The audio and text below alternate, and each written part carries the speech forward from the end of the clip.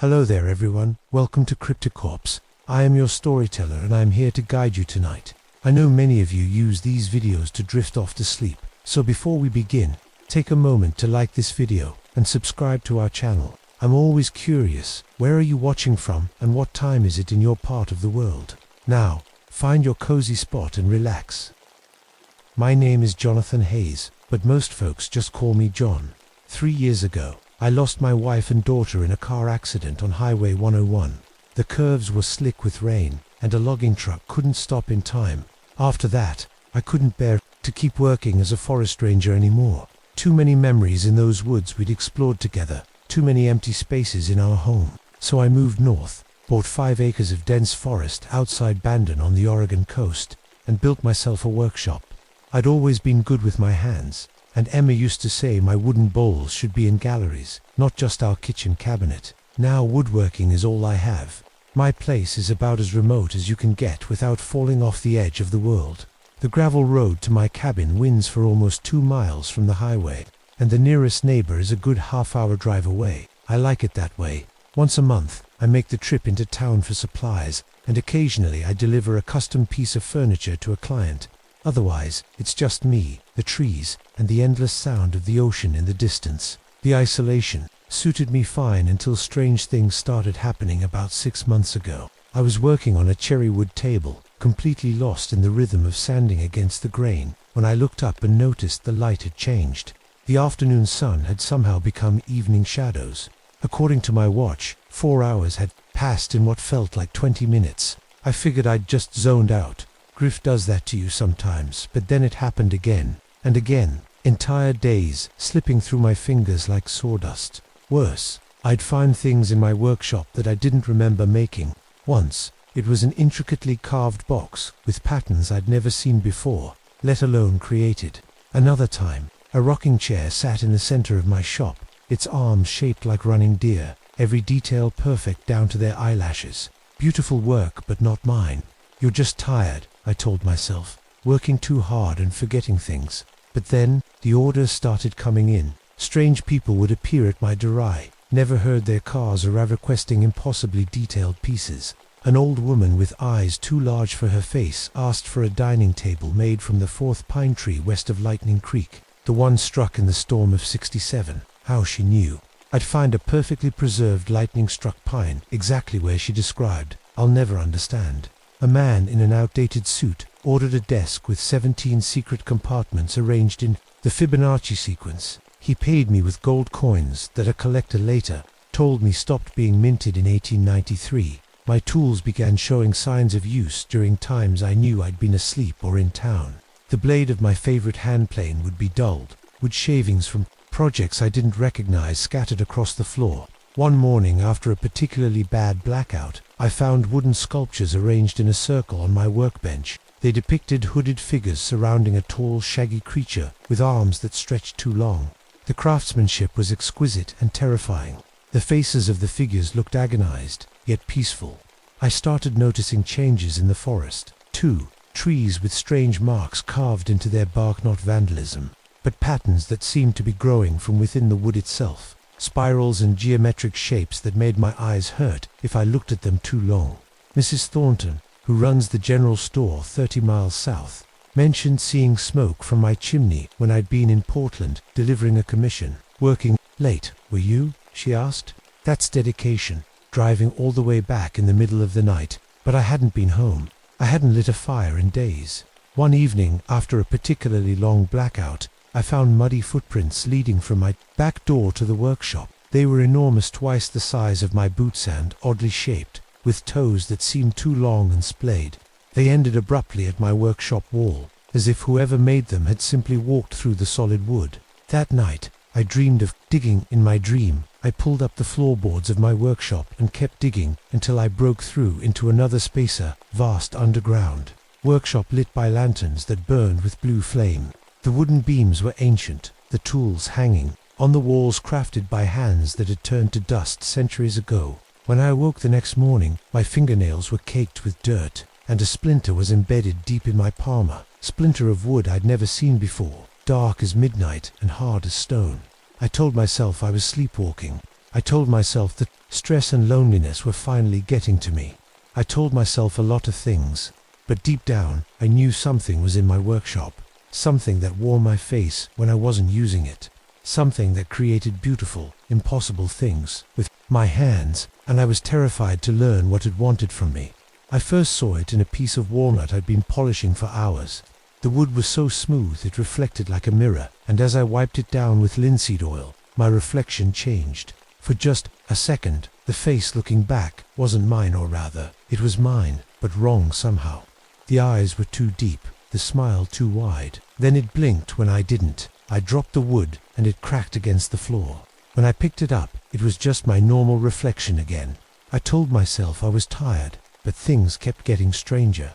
I started finding grey hairs in my brush knot, just a few, but handfuls, as if I'd aged years overnight. My joints would ache terribly after these blackout periods, my hands stiff and spotted like my grandfather's had been. Then, in the morning, I'd be back to normal. 38 years old again, no extra wrinkles, no aching back. One Tuesday, a woman drove up to my workshop with a check for a rocking chair I had no memory of agreeing to make. "I'm here for the pickup," she said cheerfully, "just like we arranged last month." The date on her check was 3 weeks in the future. When I stammered that I didn't have her order ready, she looked confused and pulled out her phone. She showed me pictures of herself sitting in the exact rocking chair she'd ordered, pictures she'd taken in my workshop. In the background, I could see myself smiling, but I was wearing clothes I didn't own. "Are you feeling okay, Mr. Hayes?" she asked. "You seemed fine when I was here on Friday." I made up some excuse about mixing up orders and promised her chair would be ready soon. After she left, I ran to my woodpile and found a half-finished rocking chair hidden under a tarp exactly like the one in her photos. That night, I decided to stay awake. I made a pot of coffee, kept all the lights on, and sat facing my workbench with an old baseball bat across my knees. I was going to see what happened during my blackouts. I must have dozed off despite the coffee, because suddenly there was movement by my lathe. I jerked awake, grip tightening on the bat. There was something standing at my workbench. At first, I thought it was a man in a bulky coat, but as my eyes adjusted, I realized it was covered in thick dark hair. It stood at least 7 feet tall, its arms too long for its body, hanging almost to the floor. Most terrifying of all, it was wearing my flannel shirt, stretched tight across its massive shoulders. I couldn't move, couldn't breathe. It was using my tools with hands that had too many joints, carving patterns into wood with impossible speed. Then it turned, and I saw my own face staring back at me from within a frame of dark firm-eyed eyes. My nose, my mouth, all wrong on its head, like a child's drawing of me. "You're awake," it said with my voice, earlier than expected. I tried to scream but couldn't make a sound. "Don't be afraid, Jonathan," it said, setting down my chisel. "I've been waiting for you to see me. It's easier if you understand." Then it showed me things, touched my forehead with one long finger, and suddenly I could see through time like it was a window. My workshop flickered and changed around us. The walls became newer, then older, then disappeared altogether, replaced by trees. Then a different workshop, then mine again. "I borrow your hands," the creature explained. "Your craft, but I give back more than I take." He showed me photographs. From the 1930s, homes with furniture I recognized, pieces I'd made with my own hands, sitting in living rooms decades before I was born. "How is this possible?" I finally managed to ask. "Time isn't a straight line," he said. "It's more like the grain in wood. It flows, splits, rejoins. I move along these grains." I learned he'd been using my body during my blackouts, creating pieces that existed across different times, the strange carvings I'd been making without knowing. They were anchors, he explained, points that allowed him to stay connected to my timeline. "What are you?" I asked. "Your kind has many names for us. Sasquatch, Bigfoot, the forest people. But names don't matter. What matters is the work." Over the next few weeks, I caught glimpses of him more often, sometimes just a reflection, sometimes standing in the corner of my workshop, watching. He didn't always take over completely now that I knew about him. Instead, he'd guide my hands, show me techniques that no living woodworker could know.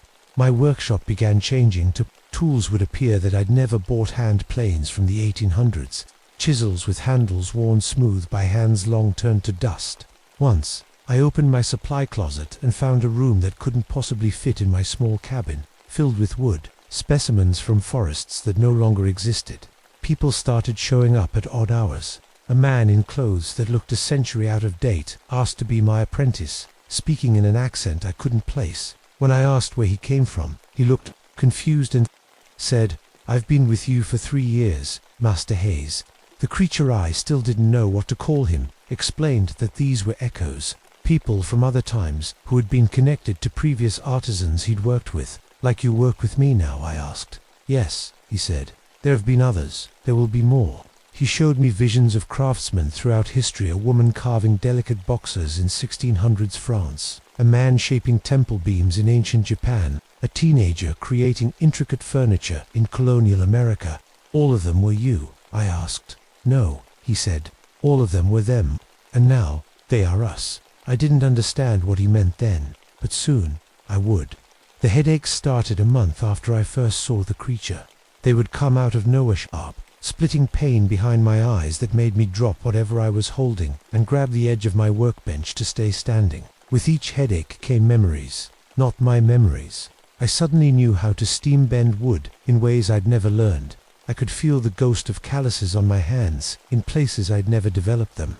Worst of all, I remembered people I'd never met, a wife named Elizabeth who wore her hair in a long braid, children who called me Papa with accents I didn't recognize. "What's happening to me?" I asked the creature one night as I sat on my workshop floor, head in my hands after a particularly bad episode. "You're remembering," he said, his voice gentler than usual. "Not just your memories anymore." "Whose?" "Then Samuel's mostly. He was a furniture maker in Maine, 1847. His hands were a lot like yours." I looked down at my palms, half expecting to see someone else's hands. "There are others too," the creature continued. "Eric from Sweden, 1923. Maria from California, 1967. They're all part of us now." "Part of us? What does that mean?" I demanded, fear rising in my throat. The creature crouched down beside me, its massive form somehow fitting into the small space between my workbench and lathe. Up close, I could see that its fur wasn't just dark, it swirled with patterns like wood grain. "When I find someone with the right kind of skill, the right kind of mind, I preserve them," it explained. "Their craft, their knowledge, their essence. You're stealing their souls." My voice cracked. The creature made a sound that might have been a laugh. "No, Jonathan, I'm saving them. Human creativity is precious, too precious to let it die." He reached out one long finger and touched a half-finished bowl on my workbench. Before my eyes, the wood shifted and changed, the grain rearranging itself into patterns that seemed to move when I looked at them. "You can do this now too," he said. "Try." Hesitantly, I picked up the bowl. Something stirred in my mind. That wasn't mine, but somehow was. I ran my fingers over the wood and felt it respond like clay, warm and alive. "That's not possible," I whispered, but the bowl in my hands said otherwise. The wood had shaped itself to my touch, forming a perfect spiral pattern that seemed to catch light from angles that didn't exist. "This is what I offer," the creature said. "Not just your skill, but all of them, together." Over the next few weeks, my abilities grew in ways that terrified and amazed me. I could shape wood with my bare hands, coaxing it into forms that defied everything I knew about the material. I created pieces that seemed to know what people were feeling, chairs that adjusted to ease an aching back, tables that warmed slightly when someone was sad. But with these new skills came more memories, more headaches, more moments where I wasn't sure if I was Jonathan Hayes anymore. I would find myself humming songs I'd never heard, craving foods I'd never tasted. I started writing notes in my workshop journal and finding entries in handwriting that wasn't mine, though the hands that wrote them had used my pen. One day, I walked into my workshop and found it had ... expanded. A door stood where my north wall had been. When I opened it, I found another workshop writer with tools hung in different places and sunlight streaming through windows that faced a sea I didn't recognize. A man was working at a bench, his back to me. When he turned, I saw a face I somehow knew. "Samuel. About time you showed up," he said with a smile that didn't reach his worried eyes. "He's bringing you in faster than most of us." "What is this place?" I asked, stepping cautiously into the impossible room. "It's my workshop, or it was, in 1847. Now it's part of his collection. Before I could ask more questions, another door opened, and a woman stepped through, tall with strong hands and grey streaking her dark hair. "Maria," I said, though I'd never met her. She nodded. "And through there is Eric," she said, pointing to yet another door. "We're all here, all the ones he's chosen over the years." "Chosen for what?" Samuel and Maria exchanged looks. "For preservation," Maria said. "For the collective. We're not exactly alive anymore," Samuel explained, running his hand over a piece of maple. "But we're not gone either. We're continuing, through him, through each other, and now through you," Maria added. "I don't understand," I said, though a part of me was beginning to. Samuel sighed. "He finds people like us, people with skill, with vision, usually people who've lost everything else. He shows them what's possible beyond the limits of normal craft. Then he offers them a choice." "What choice?" "To join us," Maria said. "To become part of something that won't die when our bodies do. To create forever." I backed away, bumping into a workbench I didn't recognize. "I'm not dead. I'm not joining anything." "Not yet," Samuel said quietly. "But you've already started. Can't you feel it? Parts of us in your mind, parts of him." I could. Every day, I felt less like just myself and more like something collective, something bigger. "What is he?" I asked. "What does he really want?" "He's the keeper," Maria said, as if that explained everything. "He preserves what would otherwise be lost. He showed us what happens if he doesn't," Samuel added, his face grim. "A future where all this," he gestured to the tools around us, "is forgotten. Where making things by hand is a lost art. Where creation is left to machines." "He's from the future?" I asked, my head spinning. "And the past," Maria said, "and everywhere in between. Time doesn't work the same for him." As they spoke, I felt the workshop shifting around us, the walls bending inward as if under great pressure. The creature's voice echoed through the room, though he wasn't there. "They can explain the small things, Jonathan," his voice rumbled. "But only I can show you everything. Only I can offer you the choice." When I blinked, I was back in my own workshop, alone. Samuel, Maria, and the impossible room were gone. But the knowledge remained, the understanding that something much larger than me was at work, and that somehow I was becoming part of it. That night, I dreamed of workshops, throughout history, of hands creating beautiful things across centuries, and in each dream, in the shadows behind the artisan, stood the creature, watching, waiting, collecting. The creature came to me on a stormy night in November. Rain hammered against the workshop roof, and wind howled through the trees outside. I was trying to work, trying to feel normal again when the lights flickered and went out. In the sudden darkness, I felt him before I saw him. The air grew heavy, like the moment before lightning strikes. "It's time, Jonathan," he said, his voice coming from everywhere at once. "Time for you to see the truth." A match flared in the darkness, but it wasn't in my hand. The creature stood by my workbench, lighting an old oil lamp I'd never seen before. In its wavering light, he looked almost human, if humans could be 7 feet tall, with eyes that reflected gold like a cat's. "What truth?" I asked, my voice steadier than I expected. "The beginning and the end." He reached out one long-fingered hand. I should have been afraid, but after weeks of sharing my mind with him, with them fear seemed pointless. I took his hand. The workshop disappeared. We stood in a cave, lit by flickering firelight. A man crouched against the wall, using charcoal to draw animals that seemed to move in the dancing shadows. The creature and I watched, invisible to him. "The first artist," the creature said softly. "The first one I found." The scene shifted. Now we stood in an ancient workshop where a man carved intricate patterns into a wooden chair. "Greece, 300 BC. The creature said. "Alexandros." He joined us willingly. More scenes flashed by: a woman weaving a tapestry in medieval France, a man carving jade in ancient China, a child prodigy painting in Renaissance Italy.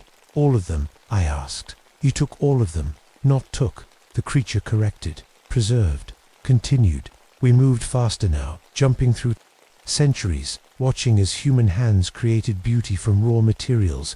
In each scene, I noticed the same thing.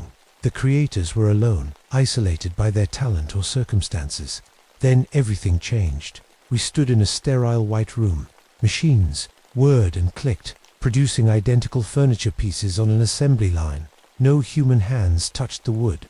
"Chicago," 2157, the creature said, and I felt cold dread settle in my stomach. The future, he nodded. One possible future. Watch the scene shifted again. A classroom full of children, all staring at screens, their fingers tapping virtual keyboards. They don't teach handcrafts anymore, the creature explained. They don't see the point. Another jumper museum this time. Behind glass cases sat furniture, paintings, sculptures.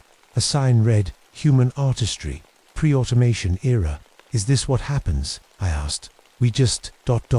stop making things. Not all at once, the creature said.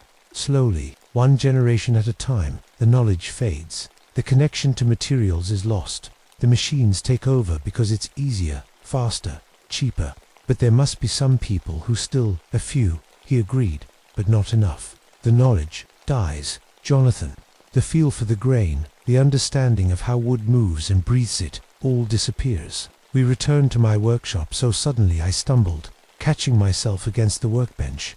That's why you need artisans, I said, understanding dawning. You're trying to preserve the knowledge, not just the knowledge, the creature said. The spark, the human creativity that makes a piece unique. Machines can't duplicate that, even in my time. Your time? I asked. When are you from? The creature made a dismissive gesture.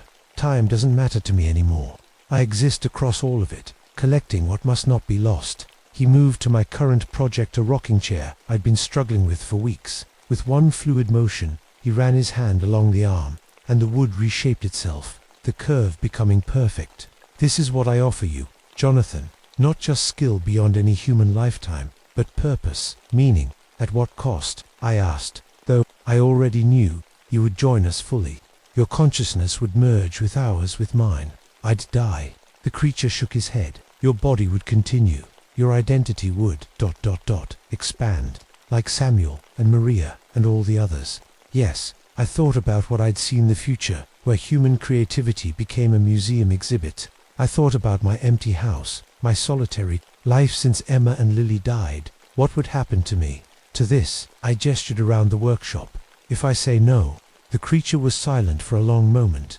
You would continue as you are. Your skill is yours. But the memories of the others would fade. The abilities I've shown you would diminish. And when your time ends, so does your craft. And if I say yes, you become part of something eternal. Your creativity never dies. And you help me find the next one, the next artisan who can join us. How many are there in the collective? 43, the creature said. Across all human history, a small number, I thought. So few to preserve all that skill, all that knowledge.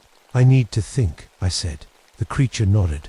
You have until dawn. I spent that night pacing my workshop, looking at every piece I'd created, running my hands along tools that had become extensions of myself. I thought about Emma and Lily, how I'd lost them, how empty my life had been since. I thought about Samuel and Maria and all the others still creating, still existing in some form. I thought about that museum in the future, human creativity behind glass like extinct butterflies. As the first grey light of dawn crept through my workshop windows, I made my decision. The creature was waiting, as I knew he would be. Before I answer, I said, I need to know one thing. My family, the accident did you... The creature's eyes held mine. Yes, a cold anger flashed through me. You killed them, to get to me. I guided events, the creature said, his voice gentle but unapologetic. The loss created the necessary conditions. Isolation, focus, emotional detachment. You murdered my family. I grabbed a chisel from my bench, brandishing it like a weapon. They would have died anyway. Jonathan, 2 years later, in a house fire, I merely adjusted the timeline. How can I believe you? In answer, he touched my forehead, and suddenly I could see it, a possible future where Emma and Lily died, screaming in our burning home. The pain of that vision drove me to my knees. You saved them from that, the creature said. By losing them sooner, their suffering was less. It was cold comfort, but something in me knew he spoke the truth. If I join you, I said slowly, could I prevent others from suffering? Could I change things? The collective can influence certain events, yes, small adjustments to the flow of time. And my work would continue. People would use the things I create. Across all your creations would exist throughout history. I stood up, setting the chisel down. I looked around my workshop one last time, as just Jonathan Hayes. "Show me how," I said. The creature's face remained impassive, but I felt a ripple of something, like joy, emanate from him. "Create," he said, simply. "Make something that spans time." I understood. Somehow, I gathered wood, not just any wood, but pieces I felt drawn to by instincts that weren't entirely my own. Oak from an ancient tree, cedar that smelled of forgotten forests, cherrywood polished to a mirror shine. As I worked, I felt them all. With Misamuel's patience, Maria's bold vision, Eric's precision, and dozens of others whose names I somehow knew. Their knowledge flowed through my hands, guiding my tools. Hours passed like minutes. Days might have passed. For all I knew, I created a piece unlike anything I'd made before, a desk that seemed to exist in multiple dimensions at once, with drawers that opened to reveal spaces too large to fit within its frame, wood grain that shifted and changed as if alive. When it was finished, I placed my hands on its surface and felt the connection to the wood, to the collective, to time itself. The creature stood behind me, his hands hovering just above my shoulders. "Are you ready, Jonathan Hayes?" I thought of Emma's smile, Lily's laugh, the empty years since losing them, the possibility of creation without end. "Yes," I said. His hands came down on my shoulders, and the world expanded. I was everywhere at once, in a cave, watching the first artist draw, in ancient workshops guiding skilled hands, in my own cabin feeling the grain of wood beneath my fingers. I was Jonathan Hayes, but I was also Samuel and Maria and Eric and all the others. I was the creature, the keeper, the preserver. I was all of us, and we were eternal. My workshop disappeared from the normal timeline 3 days later.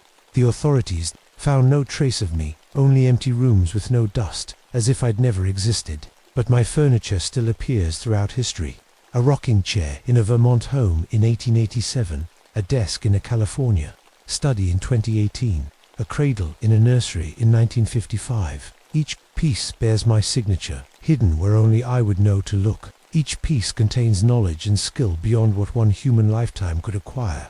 And in the shadows of workshops around the world, we watch for the next artisan, the next lonely creator with hands that could reshape time itself. We are the Hollow Men, filled with the memories of every craftsman who came before. We preserve what would otherwise be lost, and we are waiting for you. My name is Eleanor Hawthorne, but everyone calls me Ellie. I used to be a nurse, until 3 months ago when everything fell apart. Now I'm just trying to disappear. The pack mules snorted beneath me as we made our way up the final stretch of trail. My guide, an old man named Hank, who barely spoke 2 words the entire journey, pointed ahead to what looked like broken teeth against the mountain skyline. "Silver Point," he grunted. "End of the line."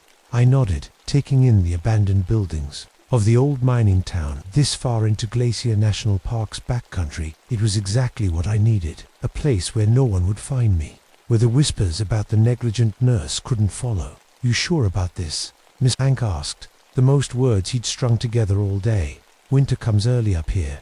Ain't no phone service neither." "I'm sure," I said firmly. "I have supplies for 6 months, and medical training. I'll be fine." He didn't look convinced, but helped unload my gear anyway. An hour later, I watched his back disappear down the trail, leaving me truly alone for the first time in my life, or so I thought. I spent that first afternoon exploring the ghost town. Silver Point had once been a bustling gold mining settlement in the 1920s before being suddenly abandoned. Most buildings were still standing: the general store, a small church, several cabins, the mining company office, and what looked like a medical clinic. Perfect, but something felt off.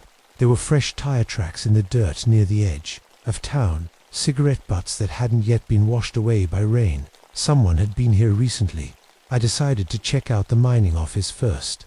Inside, beneath a thick layer of dust, I found stacks of yellowed papers, employee records, production reports, and then something odd, a file labeled "Missing Personnel," filled with reports dating back to 1923, dozens of them, all with the same vague explanation: left employment without notice.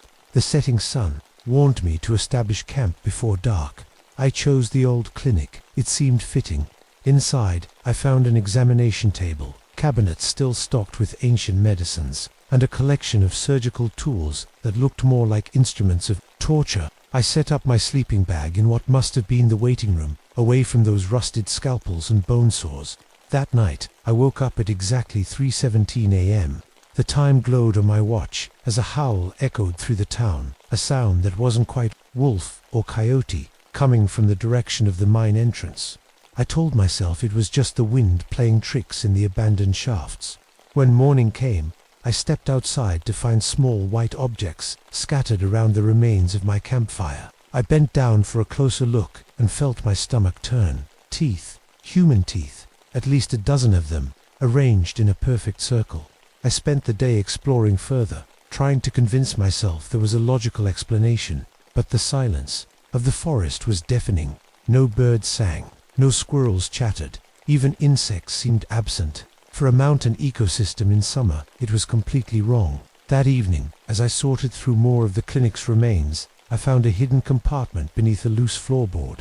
Inside was a leather journal, the name Dr. Ezra Whitfield embossed on its cover. The town's last physician, I presumed. I opened it and began to read by lamplight. Asterisk, December 18th, 1924. 3 more miners brought in with the hunger sickness. Like the others, they claim they're starving despite regular meals. Delusions worsen at night. Patterson began biting his own flesh, had to restrain him. Something is spreading through this town, and it's not any disease I recognize. Asterisk, a chill ran down my spine as I flipped through more entries, each more disturbing than the last, describing miners attacking each other, claiming they could see food where there was only flesh. The next morning, I followed a path behind the clinic that looked recently cleared. It led to a sunken area of ground partially hidden by overgrown bushes. Something compelled me to dig. 6 inches down, I hit the first bone. By afternoon, I'd uncovered enough to know what I'd found. A mass grave, 47 bodies at least, all showing the same horrific signs. These people hadn't just been killed, they'd been eaten. That night, as I huddled in my sleeping bag, I realized I'd made a terrible mistake coming here. But I was already 3 days from civilization, and something told me I wasn't alone anymore. Something was watching me from the shadows, waiting, and somehow I knew it was hungry. 3 nights had passed since I found the mass grave. I hadn't slept well since. Each night, those strange howls from the mine kept waking me at exactly 3:17 a.m. I'd check my watch, heart pounding, then force myself back to sleep. But tonight was different. Ellie, honey, come help me. I sat up straight in my sleeping bag. That voice, it couldn't be Mom. I whispered into the darkness. My mother had died when I was 16. There was no way she could be here. Yet her voice came again, drifting through the clinic's broken window. Ellie, I'm hurt. Please come. I knew I shouldn't follow. Every scary movie I'd ever watched told me not to. But it was my mother's voice, the exact way she used to call me when I was little. Flashlight in hand, I slipped on my boots and followed the voice. It led me straight to the mine entrance, a black hole in the mountainside with old wooden supports barely holding up the roof. Mom, I called, my voice echoing down the shaft. No answer, just a faint light deeper inside. Against every instinct, I stepped into the mine. The air grew colder with each step. My flashlight beam caught something on the ground ahead. Fresh boot prints in the mud. Someone had been here recently.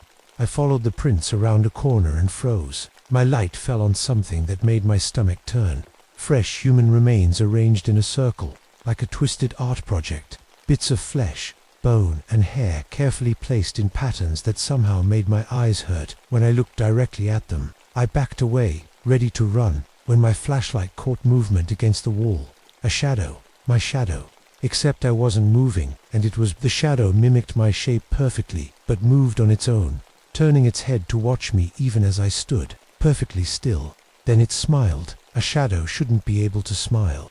I ran all the way back to the clinic and locked the door, though deep down I knew a lock wouldn't help against whatever was in that mine. The next morning, I tried to convince myself it had been a nightmare, but when I checked my medical supplies, I knew it was real. The antiseptics I'd brought had turned black overnight. The clean bandages were now covered in mold. Everything medical I'd brought was ruined. That night, I dreamed of raw meat. In the dream, I tore into bloody chunks with my teeth, feeling warm blood run down my chin. I woke up with the taste of copper in my mouth and found bite marks on my arms. Not deep, but definitely teeth marks. Human teeth marks. My teeth marks. Things got stranger after that. I'd walk into the general store and find myself back at the clinic. Doors that had led outside now opened to different rooms. The whole town seemed to be changing around me. On my 8th day in Silver Point, I heard a real human voice. "Hello, is anyone there? I could use some help." I approached carefully, peeking around the corner of a building. A man stood in the center of town, looking lost. He was tall and thin with a dirty backpack and a patchy beard. "Over here," I called out. He turned, relief washing over his face. "Oh, thank God, I'm Jake. I've been lost for a few hours and my phone's dead." Jake looked bad, too thin, with dark circles under his eyes and dirty clothes. But he claimed he'd only been lost since morning. That couldn't be right. "I'm Ellie," I said, keeping some distance between us. "How did you find this place?" "Just stumbled on it." "Lucky, right?" His eyes darted around nervously. "Got any food? I'm starving." I shared some of my supplies with him, watching as he wolfed down 3 protein bars like he hadn't eaten in weeks. Over the next 2 days, Jake's behavior got weird. He'd disappear for hours, then return with sticks he'd sharpened into points. I'd catch him staring at my neck when he thought I wasn't looking. Once, I woke up to find him standing over me, just watching me sleep. On the 3rd day after Jake arrived, I followed him. He went straight to a campsite hidden in the trees just outside town. It wasn't new. The tent was weathered and torn. Inside, I found human scalps hanging from the center pole. At least 5 of them, dried and preserved. Beside the tent was a small journal. I picked it up with shaking hands and saw the first entry was dated 3 months ago. 3 months, not hours. Jake had been living here all that time. The journal described his descent into madness and hunger. The final entry simply said, "It wears my face now. It speaks with my voice. But I'm still here, watching." I ran back to town, desperate to find Jake and ... What? Confront him? Help him? I wasn't sure. I found him standing in front of the clinic, perfectly still. Relief washed over me until I saw someone standing behind him. Another Jake, identical in every way, except this one was smiling at me with too many teeth. The second Jake spoke with Jake's voice. "Hello, doctor. We've been waiting for you to join us." Behind him, the real Jake stood silently, tears streaming down his hollow face. His mouth opened as if to scream, but no sound came out. Then I noticed his neck was torn open, showing bone and gristle. He should have been dead with a wound like that, but somehow he was still standing there, watching me with empty eyes as the thing wearing his face stepped toward me. I ran. My feet barely touched the ground as I fled from the 2 Jakes, one dead but somehow still standing, the other wearing his face like a mask. I locked myself in the clinic, pushing a heavy cabinet against the door. That night, I couldn't sleep. The truth hit me like a truck. Jake had been dead for weeks. I'd been talking to ... something else. Something that could look like him, sound like him. I caught my reflection in a dusty mirror and jumped back. For a second, I thought I saw myself smiling with blood-stained teeth, tearing into raw flesh with wild eyes. I blinked, and my normal scared face returned. But the next time I passed the mirror, my reflection moved on its own. It watched me, with hungry eyes, while I stood frozen in fear. It raised a bloody hand to its mouth and licked the fingers clean. "Stop it," I whispered. "You're not me." My reflection just smiled wider. That night, the church bell rang, deep and clear, echoing through the empty town. I knew that was impossible. I'd checked the church my 2nd day here. The bell was long gone, just an empty tower remaining. Yet the ringing continued, steady and sure, 12 times. When the final toll faded, I crept to the window. The full moon cast everything in silver light.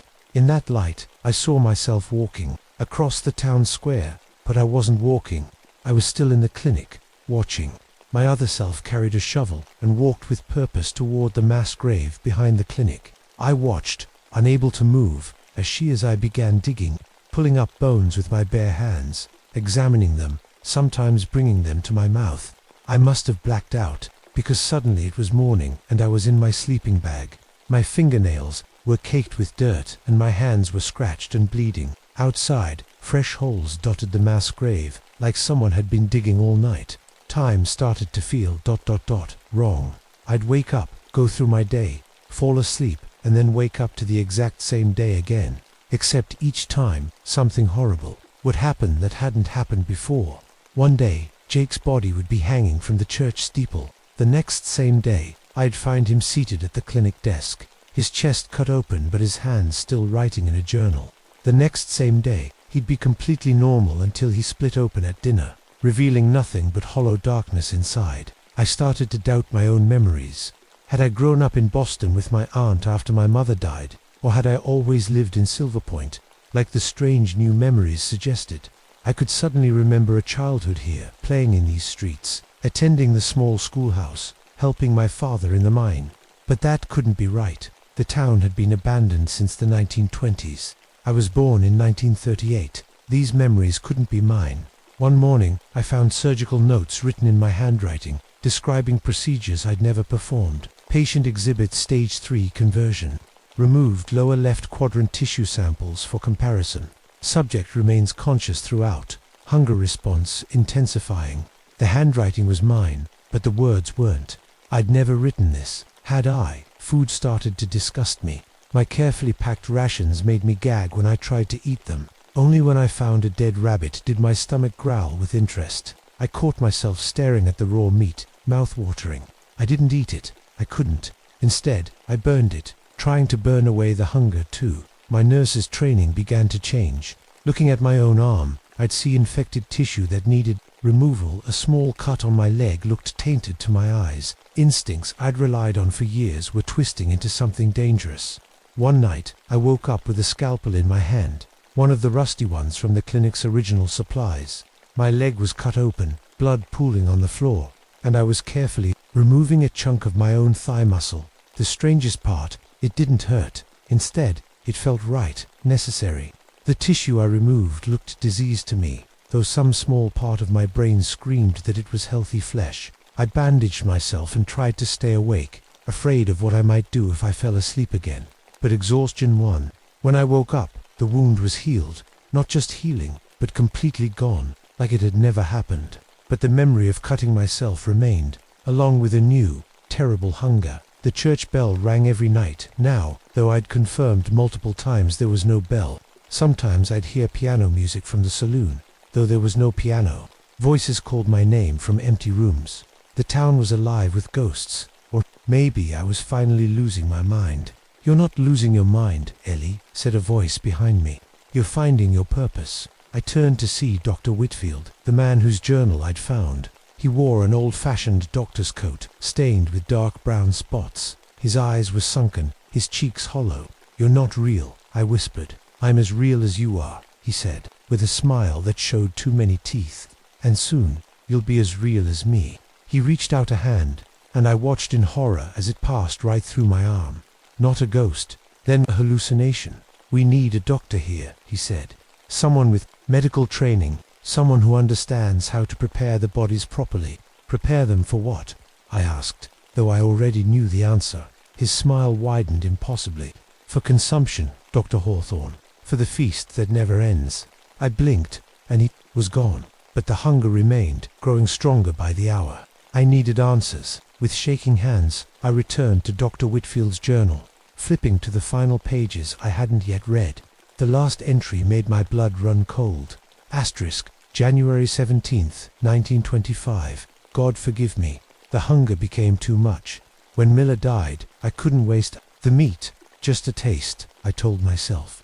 But now I understand. I've become the first. The hunger speaks through me now. It needs more doctors, more healers. We prepare the way for it to feed. Asterisk, the journal fell from my hands. Dr. Whitfield hadn't just treated the hunger sickness, he'd become its first victim. Its first ... What? What was the word for what was happening here, Wendigo? The name floated into my mind from nowhere. An old Native American legend about a cannibalistic spirit that possesses humans. I wasn't the first person lured to Silver Point since its abandonment. The thing needed people with medical knowledge.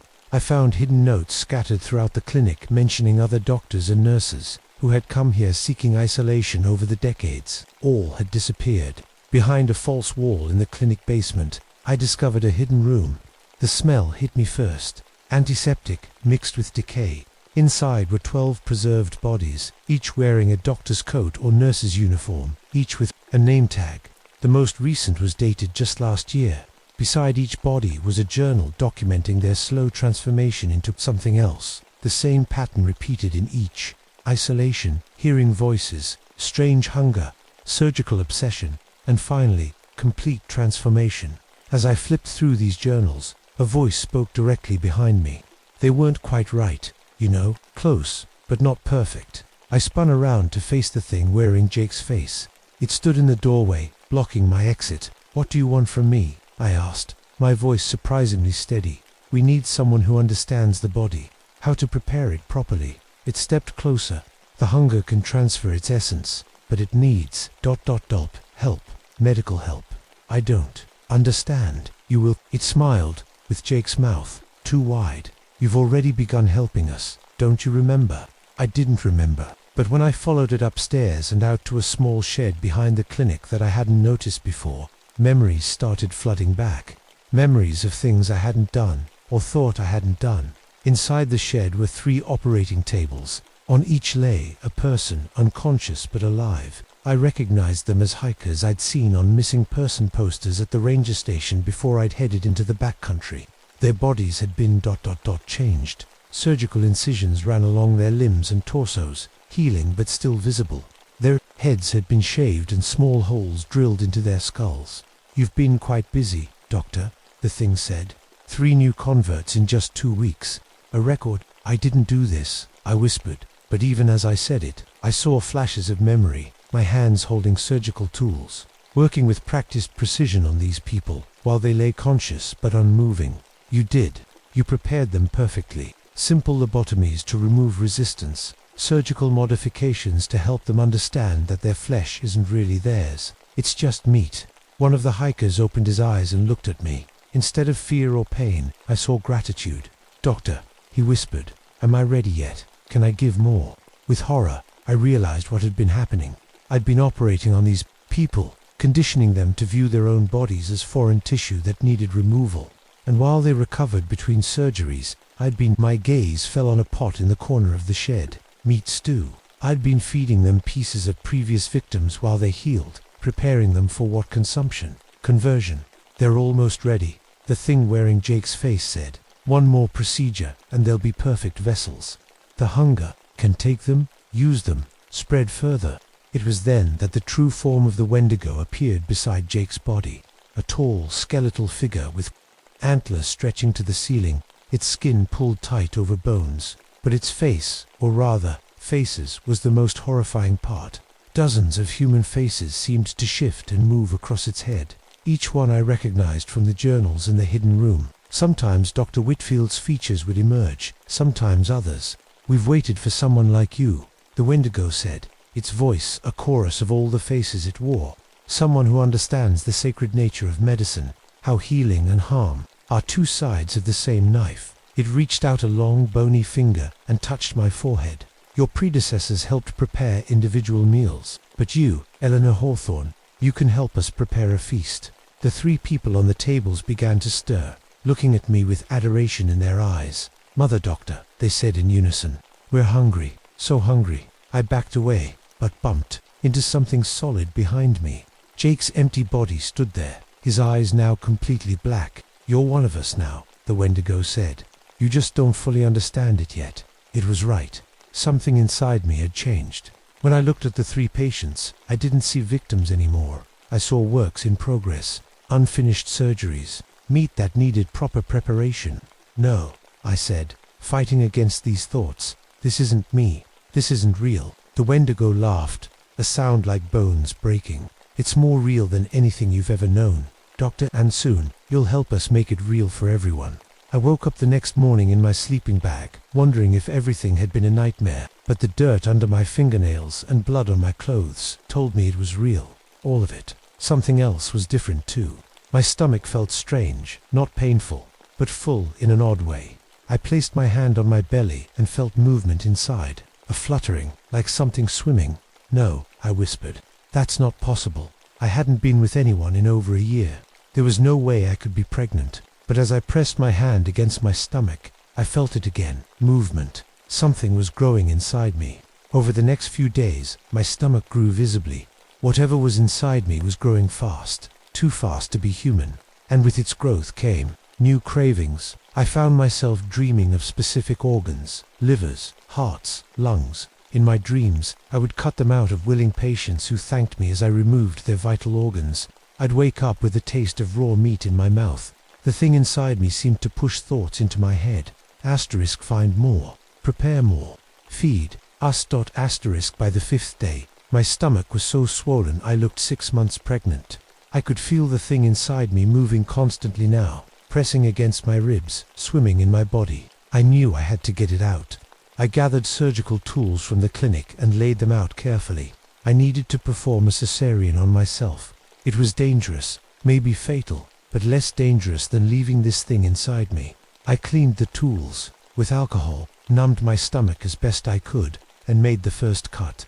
Blood welled up, but not as much as I expected. I cut deeper, through layers of muscle, until I reached my womb. What I found inside wasn't a baby. It was a pulsing mass of flesh, with multiple faces emerging from it. Tiny versions of all the faces the Wendigo wore. Dr. Whitfield's face, Jake's face, the faces of the other doctors and nurses who had come before me. All of them moving, all of them alive and aware. As soon as I exposed it to the air, the thing latched onto the inside of my womb with dozens of tiny hooks. It wasn't going to let me remove it. "You can't cut us out." The tiny faces whispered in unison. "We're part of you now. You're part of us." I bandaged myself up, the thing still inside me, and tried to think clearly. I needed help. I needed to get back to civilization. But when I stepped outside the clinic, the 3 patients from the shed were waiting for me. Their surgical wounds had healed completely, but they looked wrong. 2 thin eyes too wide, movements jerky like puppets. "Dr. Mother," they said together, "we need more. Show us how to prepare ourselves." They followed me everywhere, begging me to operate on them again, to take more pieces of them. They saw me as their savior, their guide who would help them remove the foreign tissue of their own bodies. I was trying to pack my things to leave when I heard an engine. A Forest Service truck pulled into town, 2 rangers stepping out. They wore the green uniforms of Glacier National Park rangers, looking official and so wonderfully normal. "Chloe," called the male ranger. "Anyone here? We're doing a welfare check." Had reports of smoke from this location. I wanted to run to them, to beg for help. But when I looked at them, I didn't see rangers anymore. I saw fresh surgical candidates, perfect specimens with healthy organs, just waiting to be harvested. "No," I whispered to myself. "That's not right. They're people. They're here to help." But the hunger inside me, both my own and the thing growing in my womb, saw only meat that needed proper preparation. Before I could stop myself, I approached them with a friendly smile. "Hello, officers. I'm Dr. Hawthorne. I'm conducting research here. Would you like some coffee?" The male ranger, Davis, according to his name tag, smiled with relief. "That would be great, ma'am. We've been hiking for hours to reach this place." I led them into the clinic, my 3 patients hiding in the shadows, watching with hungry eyes. I made coffee, adding a sedative I'd found in the old medical supplies. Within minutes, Ranger Davis was unconscious on the examination table. The female ranger, Maria Santos, looked suspicious. "What did you do to him?" "Nothing permanent," I heard myself say. "He's just going to help us with a little procedure." She reached for her radio, but one of my patients emerged from the shadows and grabbed her from behind. She fought hard, but the other 2 joined in, dragging her to a second examination table. "What are you doing?" she screamed. "Let us go." "I'm sorry," I said, and I truly was. Some part of me was still fighting, still horrified by what was happening, but that part was getting smaller by the minute. "It's necessary. You'll understand soon." I prepared my surgical tools while my patients held the rangers down. I found myself talking soothingly to Ranger Davis as I made the first incision in his abdomen. "You have a beautiful liver," I told him as I carefully exposed the organ. "So healthy, so perfect." The strangest part was that he woke up during the procedure but didn't scream. Instead, his eyes filled with the same adoration I'd seen in my other patients. "Is it good?" he asked weakly. "Is it what you need?" "It's perfect," I assured him as I removed his liver while he watched with grateful eyes. Ranger Santos wasn't as cooperative. She broke free from my patients and ran from the clinic, but the town itself seemed to help me now. Roads that should have led out of town brought her back to the center. Doors that should have been exits led to dead ends. I'd set surgical traps throughout the town during my time here, tripwires that triggered sedative darts, pits covered with branches that led to rooms I'd prepared for surgery. Ranger Santos eventually fell into one of these traps, a simple snare that left her hanging upside down, the blood rushing to her head, making her dizzy and compliant when I finally found her. As I prepared her for surgery, a realization washed over me. I wasn't just infected by the Wendigo, I had become the new primary Wendigo. The creature with all the faces was now just a part of me, living inside me, while I carried out its work in the physical world. With my medical knowledge and surgical skills, I could create an army of cannibalistic patients who would see their own flesh as foreign and offer it willingly. I could prepare them perfectly for the hunger to take hold. The thing in my womb shifted, and I felt the original Wendigo's essence flowing into it. It was transferring itself into my unborn ... child creation, the next generation of hunger. The cycle continues, whispered Dr. Whitfield's voice in my ear, though he wasn't physically present, as it has since the first miner took a bite of his dead friend during the blizzard of 1923. 6 months later, the town of Silver Point had 5 new residents, my patients, my converts, my family. The thing in my womb had grown but never emerged, becoming part of me permanently. We lived together in perfect harmony, each of us carrying the hunger, each of us preparing for the next visitor. I sent out letters to medical journals describing breakthrough research on tissue rejection and transplantation techniques. I included our location, inviting interested medical professionals to visit and learn our methods. One crisp autumn day, I heard an engine coming up the mountain road. Through my window, I saw a car approaching with a young doctor inside, looking nervous, but excited about the research opportunity I'd described. My patients gathered around me, their eyes gleaming with hunger and anticipation. "Is this one for us, the doctor?" they asked. I smiled, feeling the thing in my womb squirm with delight. "Yes, my dears, another healer has come to join our family." As the car drew closer, I prepared the coffee and my surgical tools. The hunger would be fed. The cycle would continue, and somewhere in the back of my mind, a tiny piece of the real Eleanor Hawthorne screamed silently, trapped forever in a nightmare of her own making.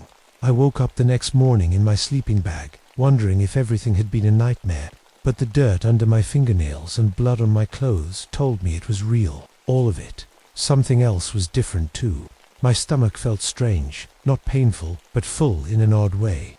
I placed my hand on my belly and felt movement inside, a fluttering, like something swimming.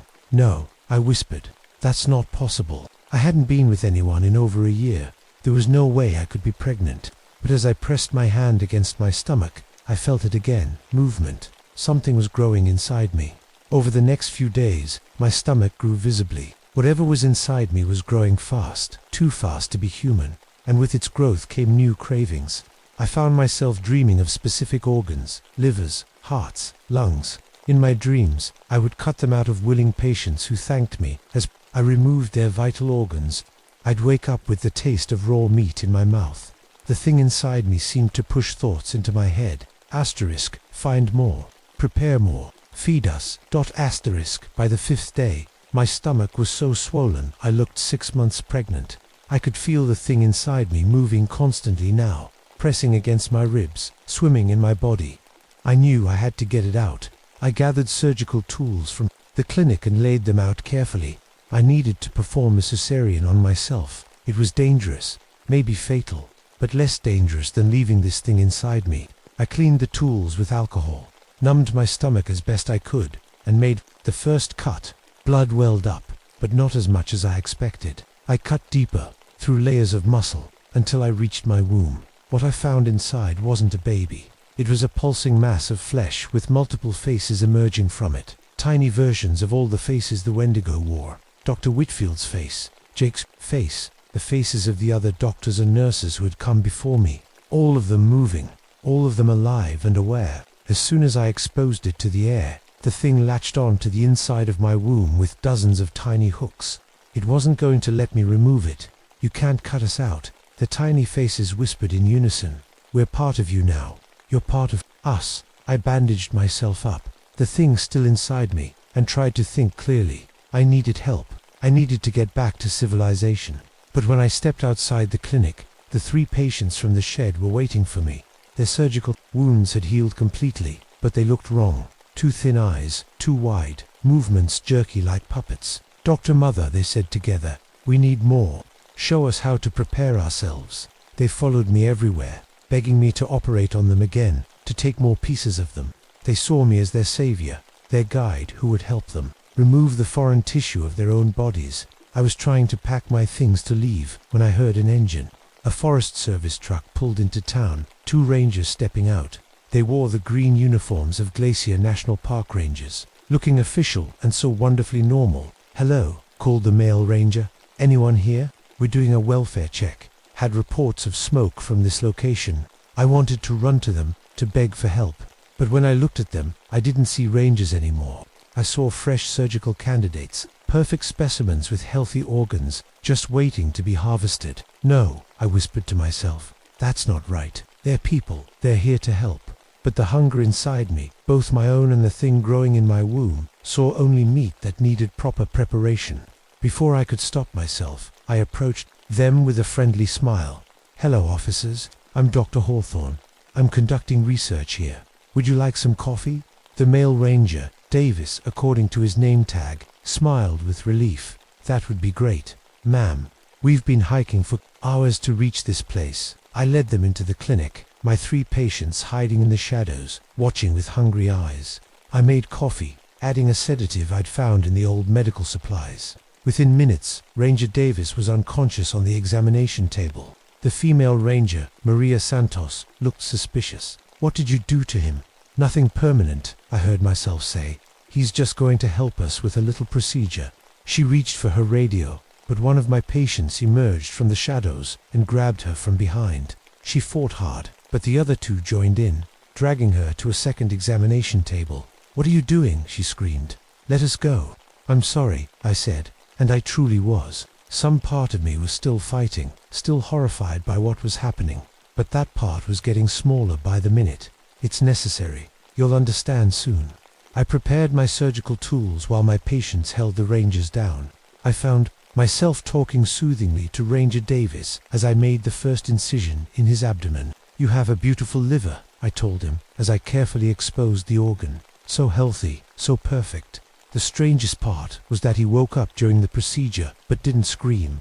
Instead, his eyes filled with the same adoration I'd seen in my other patients. "Is it good?" he asked weakly. "Is it what you need?" "It's perfect," I assured him as I removed his liver while he watched with grateful eyes. Ranger Santos wasn't as cooperative. She broke free from my patients and ran from the clinic, but the town itself seemed to help me now. Roads that should have led out of town brought her back to the center. Doors that should have been exits led to dead ends. I'd set surgical traps throughout the town during my time here, tripwires that triggered sedative darts, pits covered with branches that led to rooms I'd prepared for surgery. Ranger Santos eventually fell into one of these traps, a simple snare that left her hanging upside down, the blood rushing to her head, making her dizzy and compliant when I finally found her.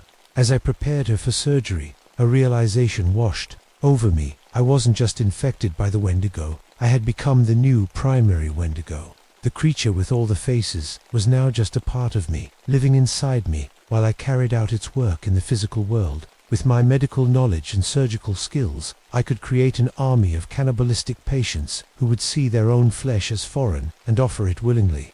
I could prepare them perfectly for the hunger to take hold. The thing in my womb shifted, and I felt the original Wendigo's essence flowing into it. It was transferring itself into my unborn ... child creation. The next generation of hunger. "The cycle continues," whispered Dr. Whitfield's voice in my ear, though he wasn't physically present, "as it has since the first miner took a bite of his dead friend during the blizzard of 1923. 6 months later, the town of Silver Point had 5 new residents. My patients, my converts, my family. The thing in my womb had grown but never emerged, becoming part of me permanently. We lived together in perfect harmony, each of us carrying the hunger, each of us preparing for the next visitor. I sent out letters to medical journals describing breakthrough research on tissue rejection and transplantation techniques. I included our vocation, inviting interested medical professionals to visit and learn our methods. One crisp autumn day, I heard an engine coming up the mountain road. Through my window, I saw a car approaching with a young doctor inside, looking nervous, but excited about the research opportunity I'd described. My patients gathered around me, their eyes gleaming with hunger and anticipation. "Is this one for us, Mother Doctor?" they asked. I smiled, feeling the thing in my womb squirm with delight. "Yes, my dears, another healer has come to join our family." As the car drew closer, I prepared the coffee and my surgical tools. The hunger would be fed, the cycle would continue, and somewhere in the back of my mind, a tiny piece of the real Eleanor Hawthorne screamed silently, trapped forever in a nightmare of her own making. My name is Vincent Rousseau, but everyone calls me Vinny. I used to be a respected anthropologist at the university, studying old traditions and beliefs. That was before the scandal that cost me my job. I won't bore you with those details. Let's just say I needed a fresh start. That's how I found myself in a small wooden boat, gliding through the muddy waters of Louisiana's Atchafalaya Basin in the summer of 1974. The Thibodaux settlement was exactly what I needed, an isolated Cajun community deep in the swamp, far from academic politics and perfect for my research on folk traditions. As my pirogue rounded the last bend, I expected to see fishermen mending nets, women hanging laundry, children playing bing. Instead, the village looked ... empty, not abandoned, just empty, like everyone had stepped away for a minute and would be right back. I called out as I tied up my boat, but no one answered. The village was silent except for a crackling radio playing old Zydeco music from someone's porch. The weird part, laundry still hung on lines, swaying in the breeze. When I touched a pot of gumbo sitting on an outdoor cooking fire, it was still warm. "Hello, anyone here?" My voice echoed between the wooden houses. I checked the first house, then another, and another. Beds were made. Coffee cups sat half full on tables. One house had a newspaper open to last week's date. It was as if all 6 residents had vanished in the middle of their daily lives. In every doorway, I found the same strange thing, human leg bones arranged in the shape of crosses. They looked old, but were tied together with fresh twine. Something about them made my skin crawl. The village church drew me in next, a simple wooden building with a small bell tower. Inside, I froze.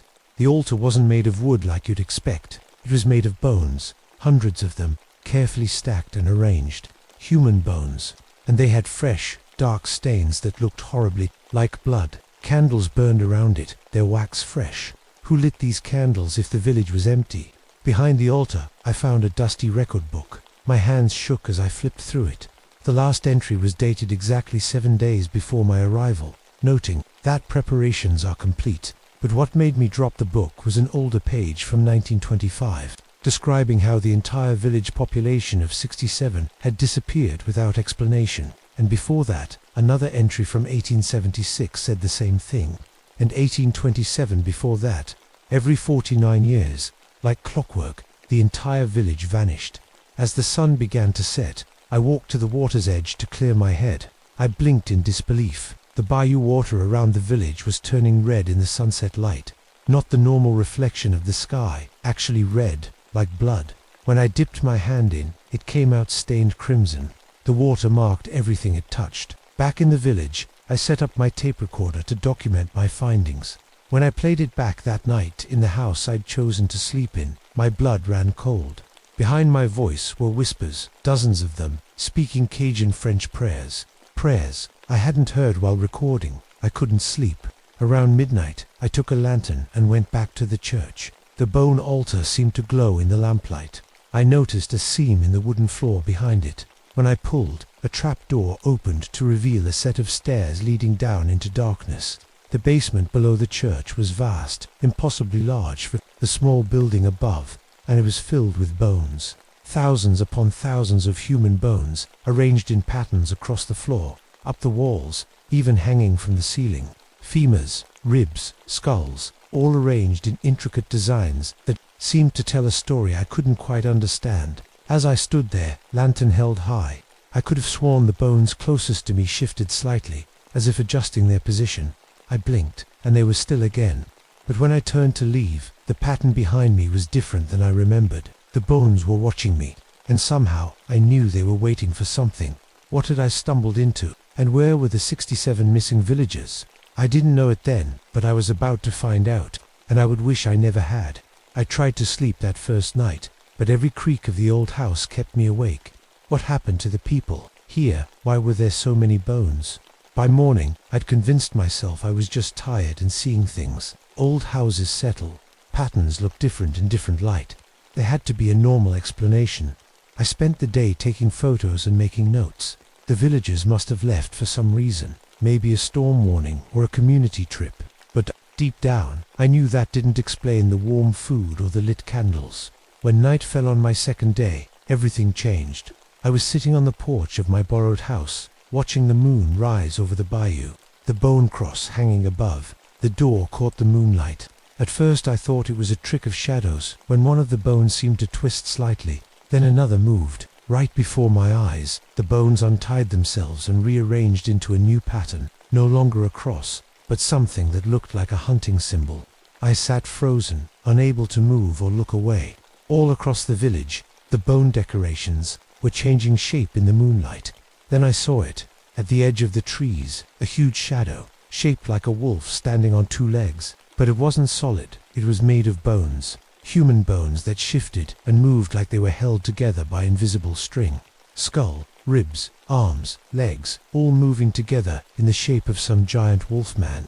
The old Cajun stories call this creature the Rougarou, a werewolf that haunts the swamps. But this was something worse. As I watched, unable to move, the bone wolf turned its skull face toward me.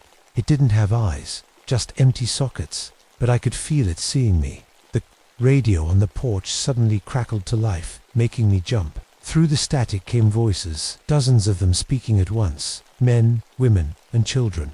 "He sees you, Professor Rousseau," they said together. "He welcomes you to our home." I slammed the radio off and ran inside, locking the door. But how did it know my name? The next morning, I told myself it was just a bad dream. But when I walked around the village, I found fresh footprints in the mud. Human prints that suddenly changed to wolf paws mid-step, as if someone had transformed while walking. That day, I found the first gift, a complete human skeleton arranged on the steps of the church, kneeling in prayer. The bones were clean and white, freshly prepared. I knew I should leave, get in my boat, and never come back.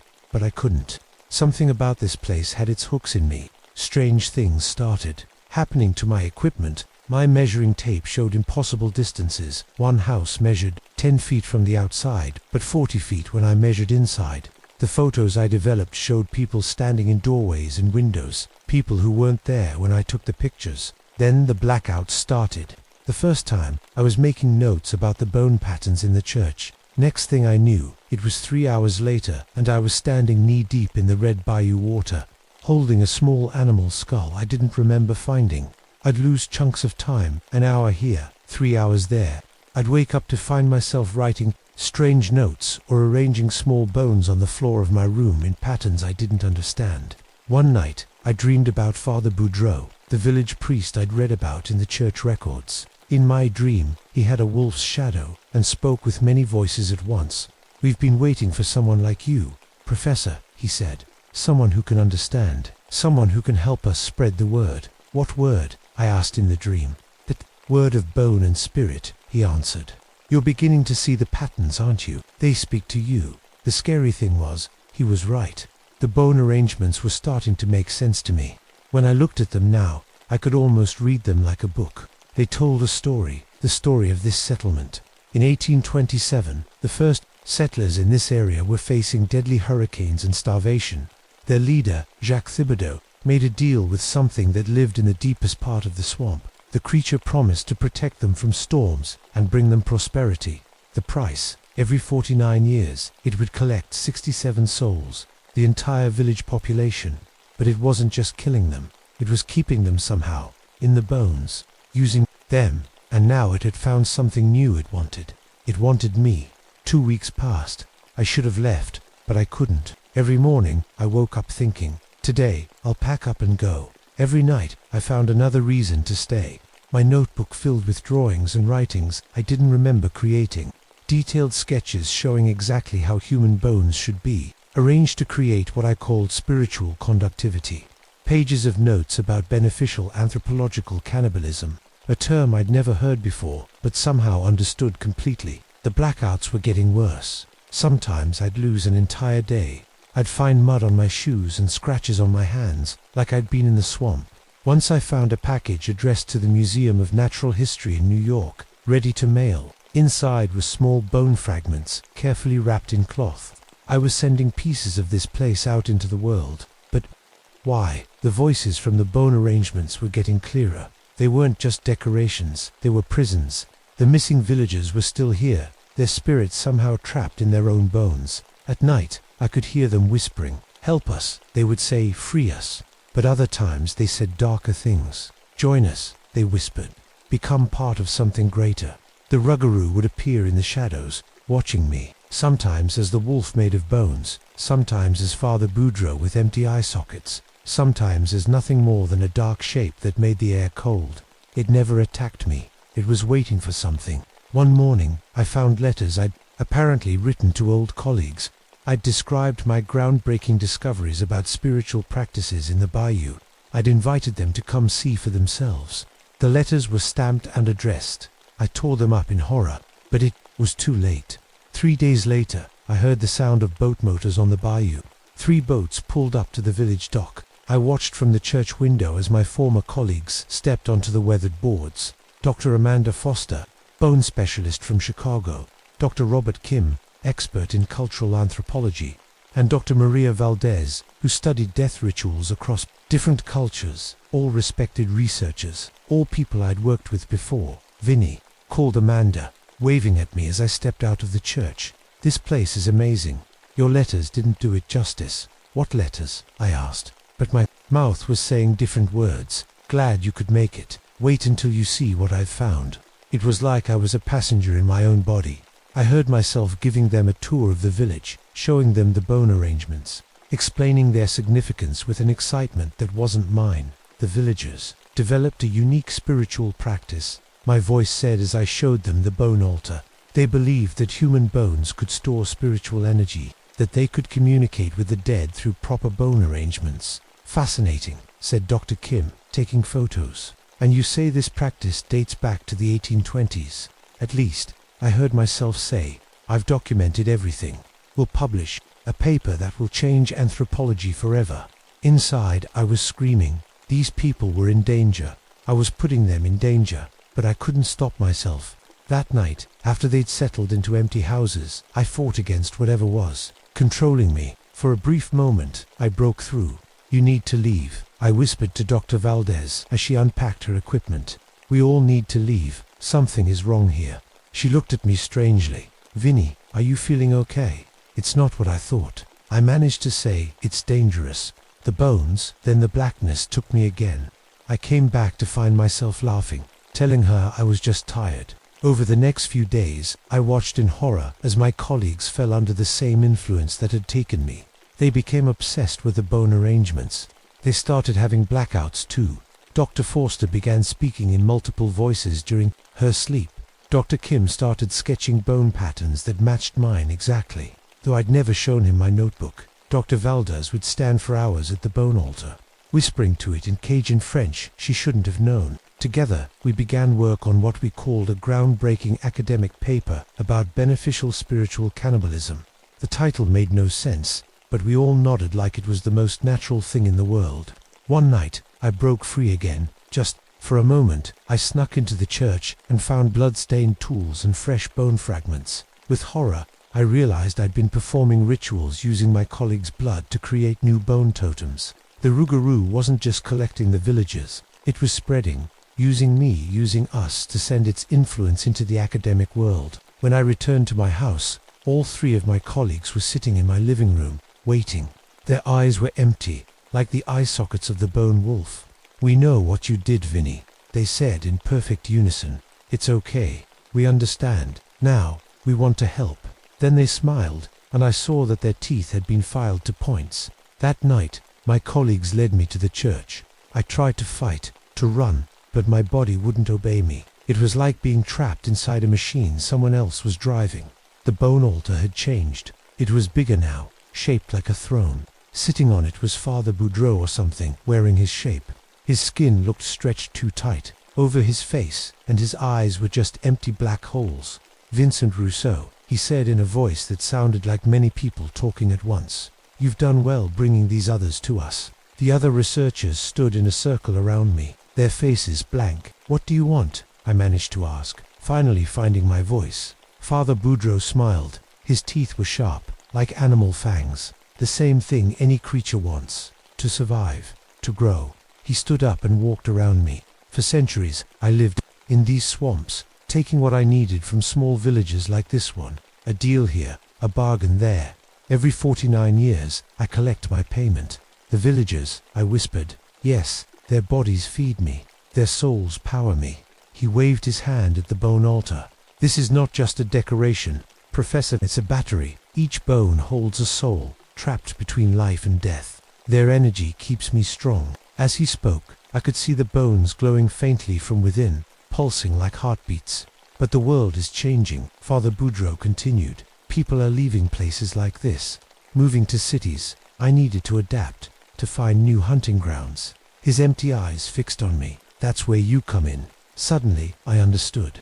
The academic papers, the bone fragments, I sent to museums. Yes, he clapped his hands together. You understand. I need to spread my influence beyond this little bayou. I need connections to the modern world, and what better way than through respected academics? He pointed to my colleagues. Each of you will take pieces of me back to your universities. Your papers will be read. Your bone samples will be studied. My influence will spread. Dr. Foster stepped forward, her eyes glazed. It's an honor to be chosen, she said in a flat voice, to be part of something so ... ancient. The Bone Church, I said, pieces clicking together in my head. It's not just for the villagers, is it? Father Boudreau the Rougarou laughed. Very good. Professor, look closer. He touched the wall of bones, and suddenly I could see what I'd missed before. Among the thousands of bones were different ones, bones with small metal plates attached, name tags. Dr. Jonathan Wilson, anthropologist, 1925. Dr. Sarah Chen, culturelle historian, 1876. Professor Thomas Miller, folklorist, 1827. Academics, researchers, dating back to the very first disappearance. You've been doing this all along, I said. Luring researchers here, of course. Who better to document and spread my work? Each one thought they were the first to discover this place. Each one became my helper. He touched a skull on the wall, almost lovingly, and when they'd served their purpose, they joined my collection. I looked at my colleagues again. They weren't just under the Rougarou's control. They were already changing. Dr. Kim's fingers were longer than they should be, the joints bending wrong. Dr. Valdez's skin had a grey cast to it, like it was turning to bone from the inside out. The village children will be returning soon, said the Rougarou. Dr. Valdez will teach them the proper way to arrange human remains. Village children, but the village is empty. The Rougarou laughed again. Is it? Look more carefully. As he spoke, shapes began appearing around us, transparent at first, then more solid. People in old-fashioned clothes. The missing villagers, but they weren't quite right. Their movements were jerky, their eyes empty. They moved like puppets. They never left, I whispered. They're still here. Their bodies are part of me now, said the but I let their spirits out sometimes, to maintain the village, to lure travelers, to help with the harvest. As he spoke, one of the ghost villagers brought forward a large leather-bound book. The Rougarou opened it and showed me pages of signatures, names of researchers going back nearly 150 years. Each one signed willingly, he said. Each one joined me willingly. He held out a pen made from a human finger bone. Your turn, Professor Rousseau. The villagers began to whisper all at once, their voices filling my head. Some begged me to help them, to free them. Others urged me to sign, to join them. The choice is simple, said the Rougarou. Become my willing servant. Help spread my influence to the academic world. In return, you'll have knowledge no other anthropologist has ever had. You'll be famous. Your work will live forever. And if I refuse, I asked, though I already knew the answer. Then you'll join my battery anyway, he said, his voice suddenly cold. But your soul will scream in pain for eternity, and the souls of all those trapped here will suffer even more. He gestured to the bone altar, which now seemed to pulse with a red light. They can be at peace, serving a purpose, or they can know nothing but agony. You decide. I looked at my colleagues, already half transformed into something not human. I looked at the ghost villagers, trapped between life and death. I looked at the names of all the researchers who had come before me, and I realized with sick horror that I had no choice at all. I stared at the bone pen in the Rougarou's hand. My mind raced, searching for a way out. But deep down, I knew there wasn't one. I need time to think, I said. The Rougarou tilted his head, those empty eye sockets somehow looking amused. Very well. Until dawn. But your friends have already decided. As if on cue, Dr. Foster stepped forward. Her movements were stiff, like her joints weren't working right. I want to be part of it, she said, her voice flat. I want to contribute to the knowledge. The Rougarou handed her the bone pen, and she signed the book without hesitation. As soon as she finished, she screamed a horrible sound that cut off suddenly. Her body jerked, then went still. Before my eyes, her skin began to harden and turn grey. Cracks appeared across her face. Her fingers stretched, the bones pushing through the skin. Within minutes, she wasn't human anymore. She was a sculpture made of bone that somehow still moved and breathed. Beautiful, the Rougarou said, touching her transformed face. You'll make a perfect femur totem. When he touched her forehead, her body collapsed into separate bones, clattering to the floor. But her skull remained intact, and from it came a horrible, constant scream that no one else seemed to notice. Dr. Kim, the Rougarou called. Your turn. Dr. Kim stepped forward eagerly. This is the ultimate anthropological experience, he said, his eyes gleaming with a terrible excitement. To become the thing we study. He signed quickly, then laid down on a stone table I hadn't noticed before. Ghost villagers surrounded him. With bone tools, they began to cut into him while he was still alive, harvesting his bones one by one. The worst part was that he smiled the whole time, like it was the greatest honor. My stomach turned. I couldn't watch, but I couldn't look away. And Dr. Valdez has her own role, the Rougarou said. As he spoke, children appeared at the church entrance, transparent like the ghost villagers, but somehow different. Younger, their eyes were sad and old. Dr. Valdez went to them, her movements smooth now, inhuman. Today we'll learn the proper way to arrange human remains, she told them in a teacher's voice. Who wants to help? The ghost children raised their hands, their faces lighting up with horrible eagerness. You see, Professor Rousseau, the Rougarou said, everyone has a purpose here. Everyone contributes. The village was never abandoned, I said, finally understanding. They've been here all along, as bone spirits. Very good. He clapped his hands. For 147 years, this cycle has continued. The village appears empty to outsiders, but those with the right eyes can see the truth. He gestured around us. The church was now full of transparent figures, men, women, children, all going about their daily business as if nothing was wrong, cooking meals that would never be eaten, hanging laundry that would never dry, and every 49 years, they helped me collect my payment. I looked at the book again, at all those signatures, all these researchers. They all chose to help you, of course. The Rougarou ran a finger down the list of names. Some took longer to convince than others, but in the end, they all signed. And what happens to them afterward? His smile widened, showing too many teeth. They served me for a time, spreading my influence, bringing me new subjects, and then they joined my collection. He pointed to the walls, to the academic nameplates attached to some of the bones. Their knowledge becomes mine. Their connections become mine. He stepped closer to me. Your choice, Professor Rousseau. Dawn approaches. I looked at what remained of my colleagues, at the ghost villagers trapped between life and death, at the bone altar pulsing with stolen souls. If I refused, I'd become just another screaming soul in his battery. If I agreed, I'd be damned in a different way. But maybe, just maybe, there was a third option. I'll sign, I said, but I want something in return. You're not in a position to bargain. The Rougarou laughed. I want to be your permanent host, I said quickly, not just your servant. His laughter stopped. The empty eye sockets fixed. On me, explain. You need someone in the academic world. Someone who can move freely, bring you new subjects. I swallowed hard. Let me be your vessel. We can share this body. I'll go back to the university, continue my work, bring you more researchers. For a long moment, he was silent. The ghost villagers watched, their transparent faces showing hope for the first time. An interesting proposal, he finally said. But why would you offer this? I thought quickly. Because I want to live. Because I want knowledge. I met his empty gaze. Because I want to be part of something greater. The words felt like poison in my mouth, but I made myself say them. The Rougarou studied me, then nodded slowly. Very well, Professor Rousseau. We have a deal. He held out the bone pen. I took it and signed the book. The pain was instant and terrible, like my soul was being torn in half. I felt something cold and ancient pour into me, filling the empty spaces. For a moment, I thought I'd made a terrible mistake. Then I heard the whispers of the trapped souls. Clearer now. Thank you, they said.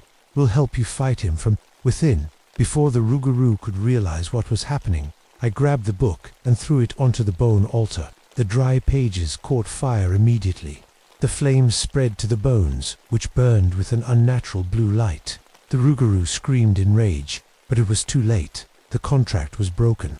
The souls were freeing themselves. The ghost began to fade, their faces peaceful for the first time. The bones in the walls crumbled to dust. The church shook around us, but the Rougarou was still inside me, clawing at my mind, fighting for control. You fool. His voice roared in my head. You've doomed us both. My name is Marcus Sterling, but everyone calls me Mark. I'm 41 years old and used to be in the Special Forces before. I decided to start teaching others how to survive in the wild.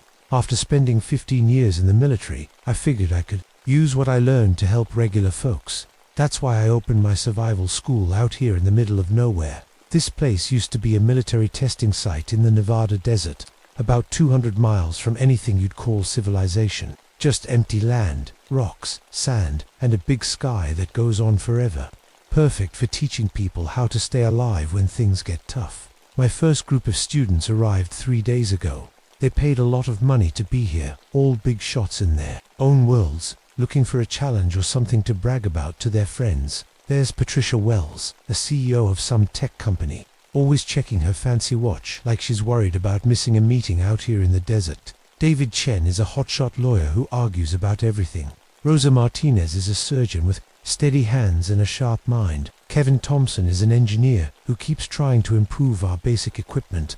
And Janet Sullivan works for a military contractor. She's the only one who seems truly comfortable out here. I planned a 2-week course to teach them everything from finding water to building shelters. But something's not right.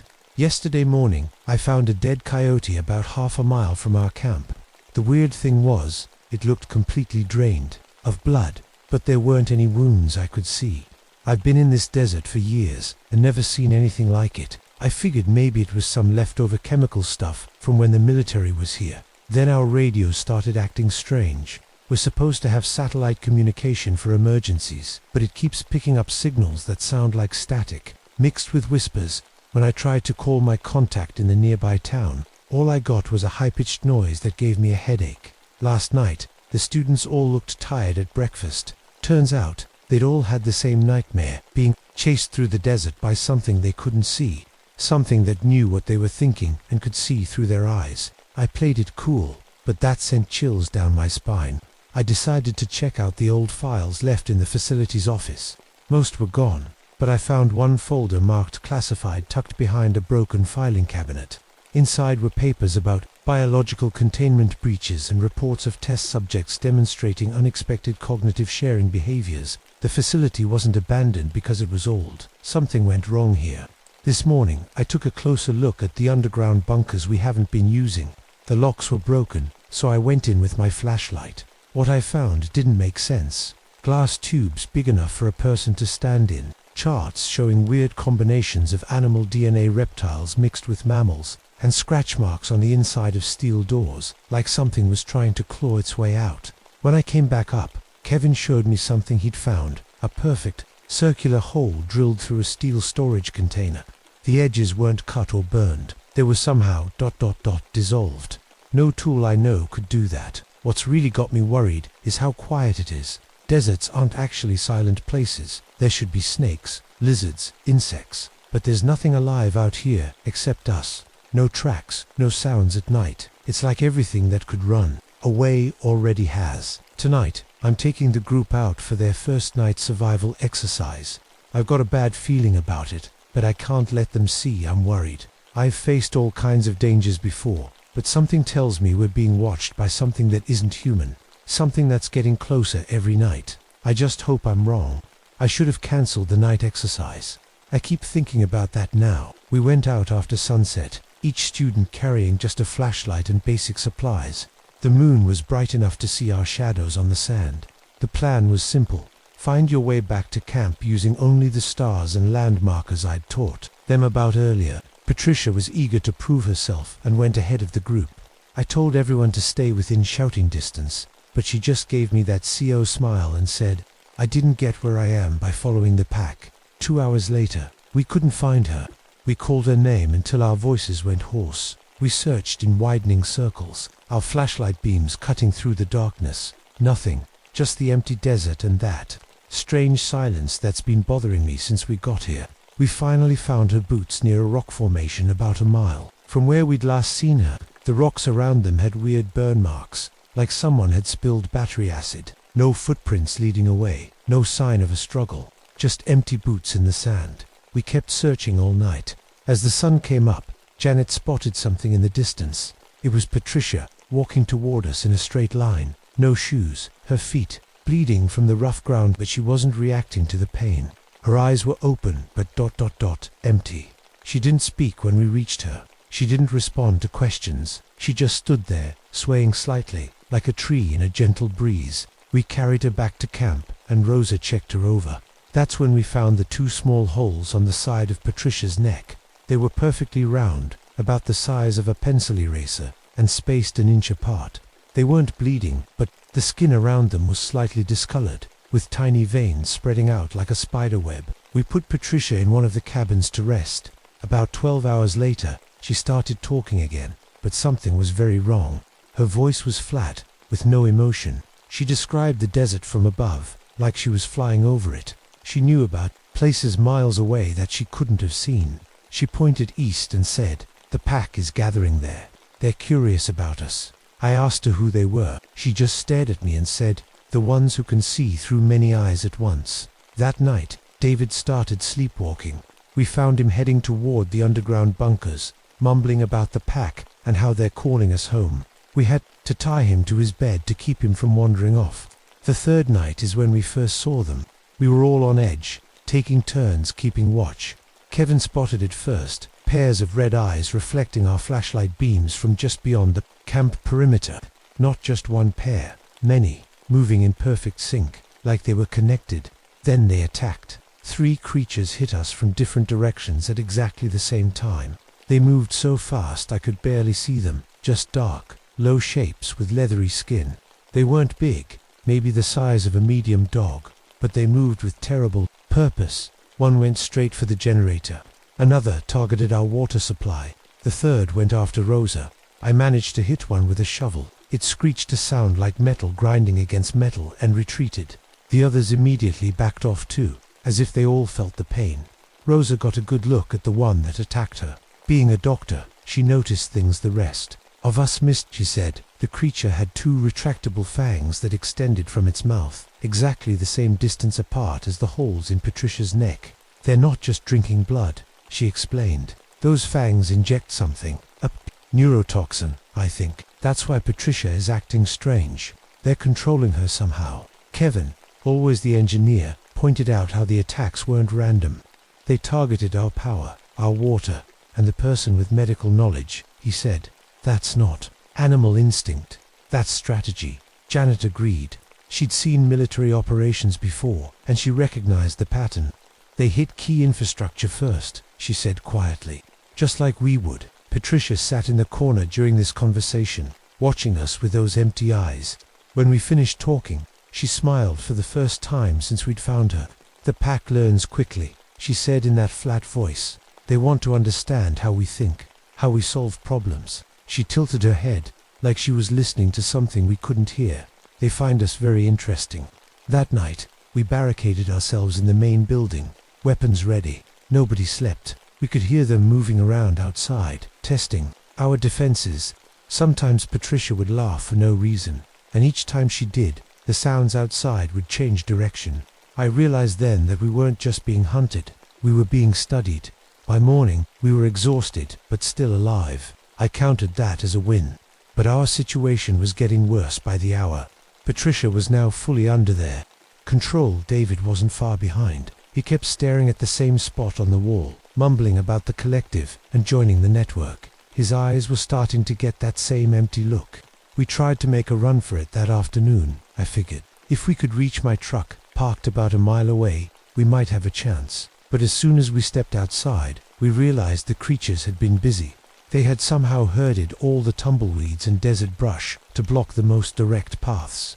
They dug holes in the sand along the easiest routes. They weren't just trying to stop us, they were pushing us towards specific areas of the facility. They're corralling us, Janet said, her military training kicking in, like cowboys herding cattle. Kevin nodded, or scientists guiding lab rats through a maze. That's when it hit me.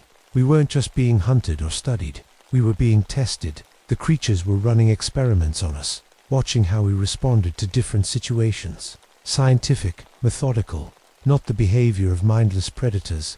We retreated back to the main building, our escape plan ruined. That's when Patricia and David made their move. They attacked together, with strength they shouldn't have had. Patricia threw Kevin across the room like he weighed nothing. David broke through the zip ties we'd used to restrain him as if they were paper. Their movements were perfectly coordinated, like dancers who had practiced for years. Janet and I managed to lock them in a storage closet, but not before David whispered something that chilled me to the bone. "The pack needs specialists," he said in that same flat voice Patricia had used. Different skills for different purposes. Rosa had been studying samples of Patricia's blood under a portable microscope she'd brought for the trip. What she found terrified her. "The neurotoxin isn't just controlling them," she explained, her hands shaking. "It's actually changing their brain patterns, creating new neural pathways. The longer they're exposed, the more permanent the changes become." Kevin had been going through old computer files we'd found in the administration office. Some were damaged, but he managed to recover enough to piece together what had happened here. They were trying to create super soldiers, he said. Humans who could be controlled remotely, share information instantly, operate as a perfect unit. He looked up from the screen, his face pale, but something went wrong. The test subjects developed their own collective consciousness. They stopped following orders and started giving them. Janet had been quiet, but now she spoke up. "I made some calls before our satellite communication went down completely," she said. "My contacts confirmed this facility was studying biological, remote control systems, ways to direct human behavior without verbal commands." We could hear Patricia and David working together inside the storage closet, systematically testing the walls and door for weak points. They weren't panicking or shouting. They were methodically looking for a way out, communicating with each other without speaking. That night, we took turns keeping watch. Around 3 a.m., Rosa noticed something strange about the attack patterns. "Each of us is being targeted differently," she said. "Patricia is a CEO. She was taken first because she's used to leadership. David is a lawyer. He was second because he knows how to persuade people. They're testing different control methods based on our jobs." Kevin realized. Janet nodded. "They want to understand how different types of humans think, how to control each type most effectively." The facility's automated systems suddenly came to life, lights turning on and off, doors locking and unlocking. Kevin checked the control panel. "Someone's accessing the main computer," he said. "But it's not from any terminal I can see. They can interface with our technology," I said, the realization hitting me like a punch. "They're not just animals. There's something more." We heard a sound from outside, a low, rhythmic clicking that seemed to be coming from all directions at once. Through the windows, we could see the creatures moving in the moonlight. There were more of them now, at least a dozen. They were forming a circle around our building. In the storage closet, Patricia and David had gone completely silent. I cracked the door open to check on them. They were standing perfectly still, facing the wall, their heads tilted at the same angle. When they heard me, they turned in unison. "The integration has begun," they said with one voice. "The pack is pleased with the specimens. Especially you, Mark. You resist so creatively." I slammed the door shut, my heart pounding. "What do they want?" Rosa whispered. I looked at each of my remaining students, Rosa with her medical knowledge, Kevin with his technical skills, Janet with her military training, all specialists in their fields, all valuable for different reasons. "They want us," I said simply. "Our knowledge, our skills, our humanity. They're not just controlling bodies, they're harvesting minds." Outside, the clicking sounds grew louder. more insistent. Inside, the machines continued to activate on their own. And in the closet, Patricia and David began to laugh, a perfect, synchronized sound that wasn't human anymore. We were running out of time. The next morning brought a shock none of us were prepared for. Rosa, who had been our rock through all of this with her calm medical approach, made an announcement that left us speechless. "I'm going to let them take me," she said quietly as we ate the last of our emergency rations. Kevin dropped his can of beans. "What? Have you lost your mind?" Rosa shook her head, her eyes clear and focused. "I've been studying Patricia's blood samples all night. The neurotoxin doesn't just control people. It enhances certain brain functions. The frontal lobe activity is off the charts." She looked at each of us. Patricia was smart before, but now she's processing information at an incredible rate. "So you want to become one of them, for a brain boost?" Janet asked, her voice sharp with disbelief. "I want to understand them," Rosa replied. "From the inside. Someone needs to know what they're really planning." I tried to talk her out of it, but her mind was made up. Before we could stop her, she walked outside and stood in the center of the yard. The creatures emerged from the shadows almost immediately. One approached her, its movements cautious but purposeful. We watched in horror through the windows as it rose up on its hind legs and bit her neck, exactly where Patricia's marks were. Rosa didn't scream or fight. She simply closed her eyes as the creature backed away. For hours, Rosa lay still on a cot inside our main room. We kept her tied down, just in case. Patricia and David remained locked in the storage closet, but they seemed to know what was happening. We could hear them humming the same tune, over and over. When Rosa finally opened her eyes, they weren't empty like Patricia's. They were bright, alert, filled with a strange intensity I'd never seen before. "They're beautiful," were her first words. "The way they think. It's not like us. Not one mind per body. They share everything, know everything together." She looked at Kevin with an unsettling smile. "They need you next." That night, while Janet and I were trying to fix the radio, we heard Kevin scream. We ran to the room where he'd been working on a makeshift alarm system and found Rosa bent over him. She had somehow freed herself from the restraints. Kevin was conscious but couldn't move. Rosa had her hands inside a cut she'd made in his lower back. Something glowed faintly beneath his skin, a small, pulsing object that looked partly mechanical, partly organic. "Stop," I yelled, pulling her away. "You don't understand," Rosa said calmly. "I'm making him better. The implant connects him to the network. It will let him see everything I see now." Kevin's eyes were wide with terror, but he couldn't speak. The implant pulsed with a blue-green light, sending tendrils of the same color spreading through the veins in his back. Janet helped me restrain Rosa again, using stronger rope this time. Kevin was still frozen, but the implant was now fully embedded in his spine. Within an hour, his eyes began to change, not empty like Patricia's, but intense like Rosa's. When he could speak again, his voice was his own, but the words weren't. "It doesn't hurt anymore," he said, looking at his hands with wonder. "I can feel all of them, all at once." Rosa's medical knowledge, Patricia's strategic thinking, David's analytical mind. He turned to us, and the others. So many others. "What others?" I demanded. Kevin smiled. "The ones that came before. The ones in the waiting phase. The ones being prepared for deployment." That's when Rosa, Kevin, Patricia, and David all began speaking together, their voices creating a perfect chorus. "The integration is progressing as planned. Human specialists acquired. Military knowledge through Janet. Leadership capability through Patricia.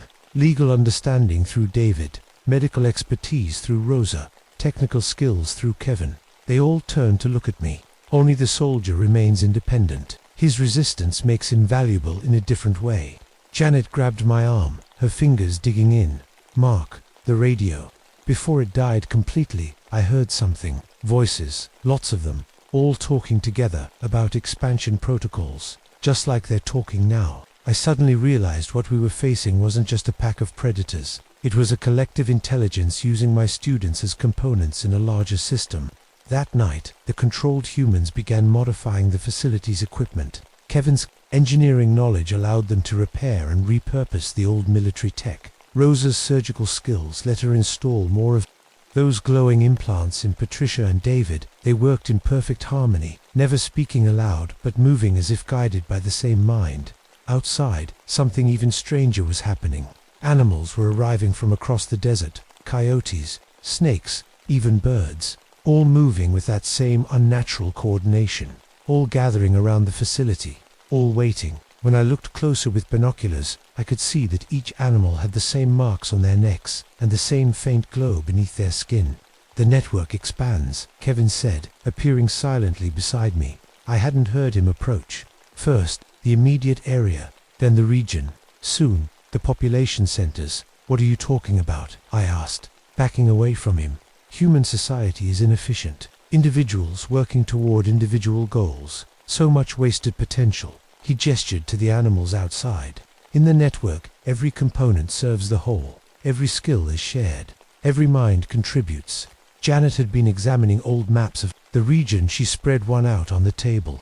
Look at this, she said, pointing to locations marked with red X's. Every unexplained animal attack in the last 5 years. Every UFO sighting. Every mysterious disappearance. The marks formed a pattern, spreading outward from our location like a web. They've been building this network for years, I realized. This facility was just one node, and now it's active again, Janet whispered. Outside, the controlled animals began to move in complex patterns, forming concentric circles around the building. Inside, my former students continued their work, their movements becoming more fluid, more alien with each passing hour. I felt a chill as I realized we weren't witnessing an attack. We were witnessing an invasion. By the 6th day, I was the only one left unchanged. Janet had finally succumbed during the night. I found her at dawn, sitting cross-legged on the roof, her eyes reflecting the same intense light as the others. The side of her neck showed the now familiar puncture marks. I was alone. I barricaded myself in the facility's security office, which had the thickest doors. I had enough water and food for maybe 2 days. I kept my combat knife ready, though I knew it wouldn't be much use against whatever was happening. Around noon, all 4 creatures approached the door together. They didn't try to break in. They just waited, their red eyes fixed on me through the small window. We could take you at any time. Marcus Sterling, they said in perfect unison, using their human voices, but your natural resistance makes you unique. What do you mean, resistance? I asked, keeping my distance. Rosa's voice answered alone this time. Your blood contains antibodies we haven't seen before. The neurotoxin affects you, but you fight it off. You would remain partly yourself even after integration. Then I remembered the vaccines from my Special Forces days. We were given all kinds of shots before certain missions, things that weren't approved for regular soldiers. They never told us exactly what they were for. That makes you valuable. Kevin's voice continued. The network needs someone who can interface with non-integrated humans, someone who understands both worlds. They were offering me a deal. Join willingly, David's voice said. Become our human liaison. Help us expand with minimal disruption. Or what? I asked, though I already knew the answer. Or watch as we proceed without your assistance, Patricia replied. The integration will be less efficient, more messy, but it will happen regardless. I needed time to think. I told them I'd consider their offer if they showed me what I'd be helping with. To my surprise, they agreed. Under their watchful eyes, I was allowed to explore parts of the facility I hadn't seen before. Janet used her military contractor clearance codes to open sealed areas. What we found confirmed my worst fears. In one underground chamber, Rosa showed me rows of humans in some kind of suspended animation. There were dozens of them, men and women of all ages, all with the same implants my students now had. Previous visitors, Rosa explained. Hikers who got lost, military personnel sent to investigate, scientists who came too close to understanding. They're waiting for deployment. Kevin added, each has specific knowledge or access that will be useful when we begin integrating population centers. In another room, I found communication equipment more advanced than anything I'd seen before. Janet explained that they had been sending signals to major cities for months, preparing the way. Small doses of the neurotoxin in water supplies, she said, not enough to control, just enough to make people more, receptive. You've been planning this for years, I realized. Decades, David corrected. Since this facility first opened in 1963. What you see is just one small node in a much larger network. That's when I noticed something odd about the walls in this section. They weren't concrete or metal like the rest of the bunker. They had a strange, organic quality to them, almost like they were breathing. "What is this place, really?" I asked. All 4 of my former students smiled with the same expression. "A seed," they said together, "planted long ago, now ready to bloom." They led me to a final door, one that required all their handprints to open. Inside was what looked like a control center, but the technology wasn't like anything I'd ever seen. In the military, some of it seemed to pulse with the same bioluminescent light as their implants. On a large screen was a map showing glowing dots spread across the country, concentrated around major cities. Each dot pulsed in perfect synchronization. "Every red dot is an integrated human, already in position," Patricia explained. "Teachers, police officers, government workers, military personnel. Every blue dot is a waiting node, like this facility," Kevin added. "There were hundreds of both." "Why are you showing me this?" I asked. "So you understand the choice before you," Rosa said. "This isn't something you can fight. It isn't something anyone can fight. It's already too far along." "What exactly are you?" I finally asked a question that had been burning in my mind. Janet smiled. "Not from here," she said simply. "Think of us as ... advanced scouts, preparing the way." A new image appeared on the screen, what looked like massive ships hovering above the desert, still high in the atmosphere, but clearly descending. "They arrived tomorrow," David said. "The main integration force." I was led back to the security office to consider my options, but as soon as I was alone, I began searching through the old security protocols. If this place was a military facility, it would have fail-safes. All black sites did. In a locked drawer, I found what I was looking for: emergency protocols, including one labeled Omega Containment, a self-destruct system designed to prevent whatever was being researched here from ever escaping. It would trigger a buried nuclear device, enough to take out everything within a 5-mile radius. The activation panel was hidden behind a false wall panel, exactly where the diagram showed it would be. It required 2 keys and a confirmation code. The keys were still in their emergency box.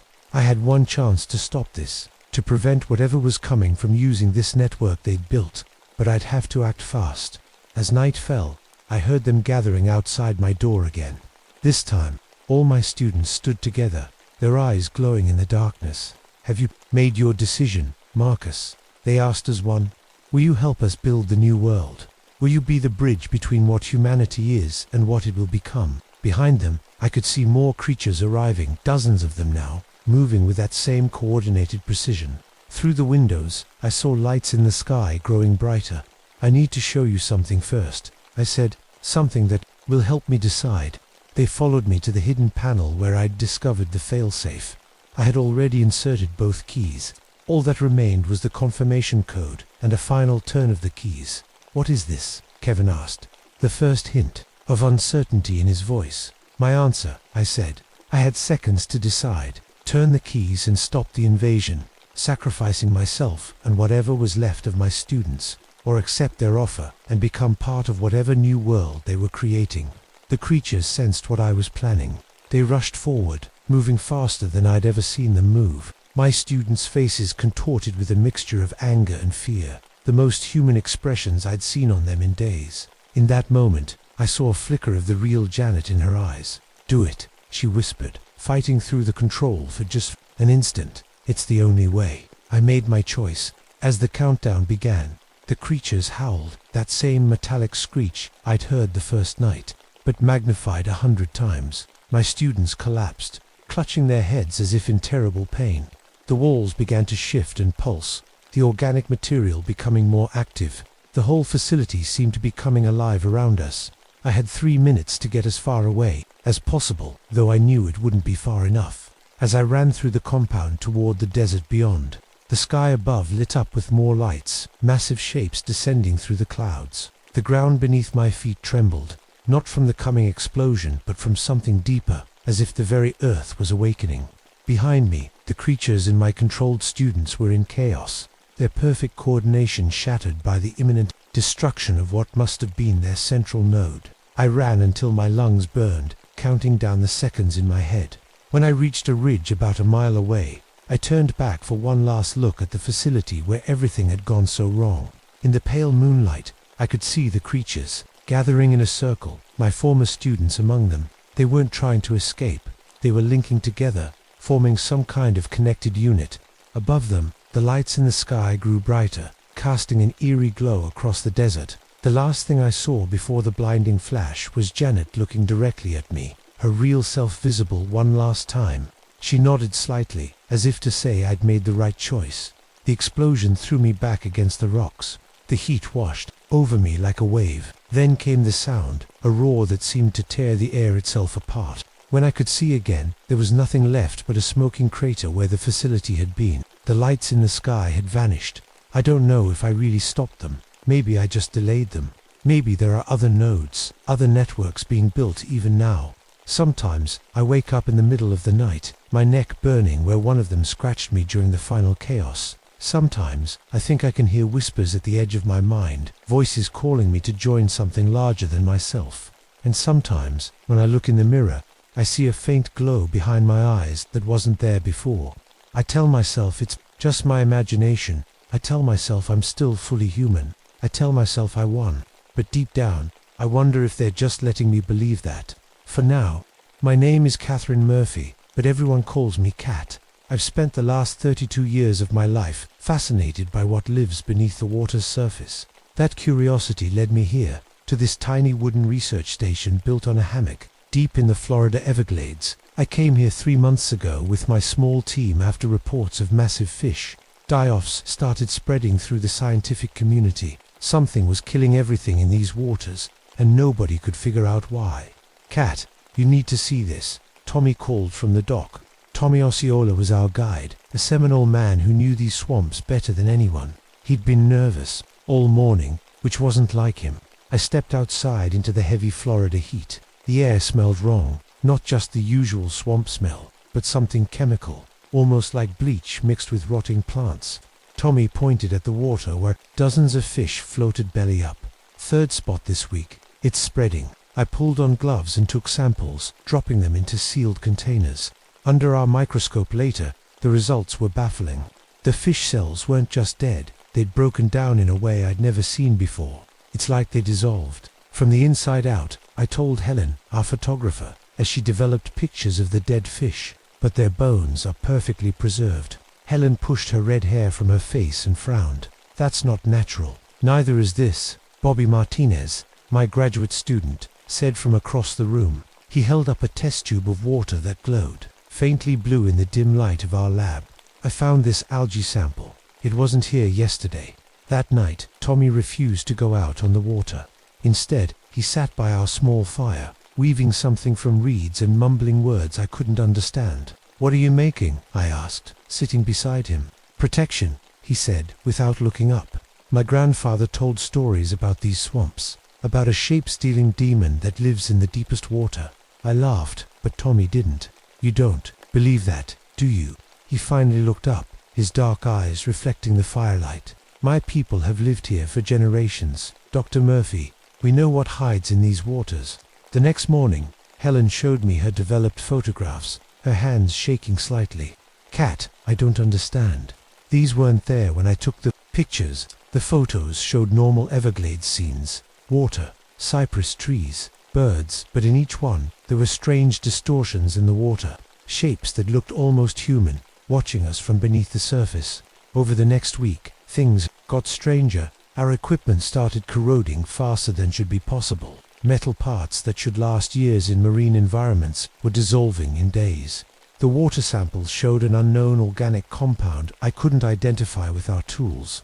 "We need to call for backup," Bobby suggested after our radio started. Acting up, playing only static even though it had been working fine the day before. "The university won't send anyone else without proof," I said, frustrated. "We need more evidence."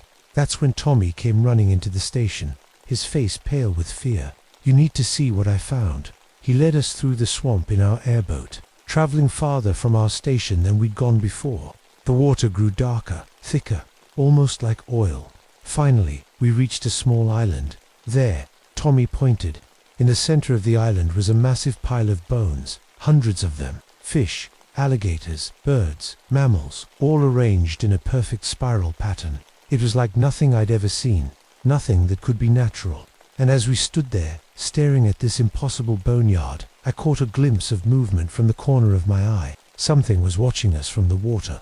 Something that wasn't human. We all jumped when Helen appeared at the edge of the island, camera in hand, smiling at us. "Found anything interesting?" she asked, walking toward us through the shallow water. I turned to answer her, then froze. My blood turned to ice in my veins, because Helen was also standing right next to me. To Helen's, identical in every way. Same red hair, same freckled face, same green field jacket with the tear on the right pocket. Tommy grabbed my arm so hard it hurt. "Don't move," he whispered. The Helen who had just walked out of the water smiled wider. "What's wrong? You all look like you've seen a ghost." She sounded exactly like Helen, same voice, same slight Boston accent. But as she came closer, a smell hit me like rotten eggs and decaying plants. The real Helen beside me was shaking. "Cat," she whispered. "What is that?" Before I could answer, Tommy stepped forward, pulling something from his pocket, one of his woven charms. He held it up and spoke rapid words in Seminole. The other Helen's smile vanished. Her face twitched, like a TV with bad reception. Then she backed away, slipping into the dark water without a splash. "We need to leave, now." Tommy was already pushing us toward the airboat. Back at the station, Tommy hung protection charms in every doorway and window. He wouldn't let any of us go outside alone. "It's the shape stealer," he told us, his hands working quickly to make more charms. "My grandfather saw it when he was young. It takes your shape, your voice, your memories." "That's impossible," Bobby said, but his voice shook. "I know what I saw," Helen whispered. "It was me. It knew exactly how I look." That night, none of us slept. The water around our station glowed blue with that strange algae, casting eerie shadows on our walls. In the morning, Bobby volunteered to collect more water samples. "We need to understand what's happening," he insisted. "I'll be careful." 2 hours later, he returned, looking excited.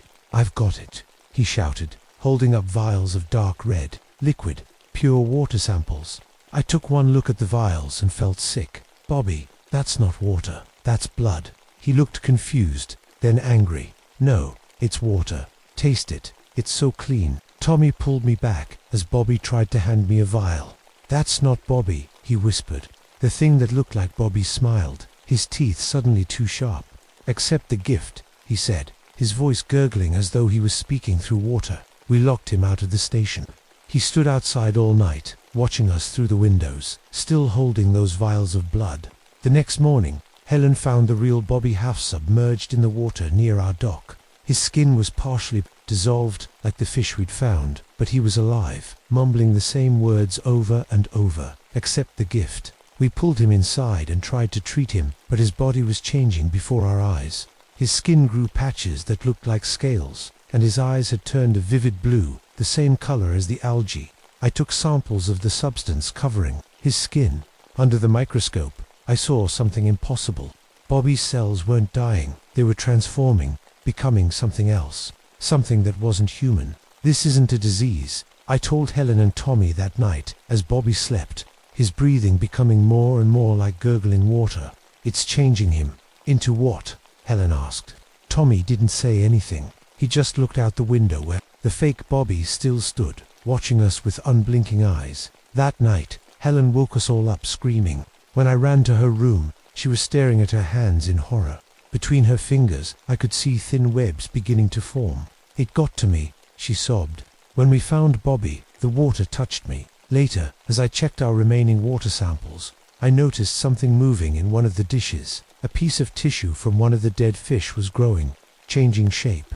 It wasn't just dying, it was being reborn as something else. And outside, more figures had joined the fake Bobby, shapes that looked almost human, standing in the glowing blue water, watching our station with patient, hungry eyes. I woke up to the sound of dripping water, tap, tap, tap, like a leaky faucet. But something felt wrong. The air in my tiny bedroom was damp, almost misty. I sat up slowly and nearly screamed. My father was sitting on the edge of my bed, smiling at me.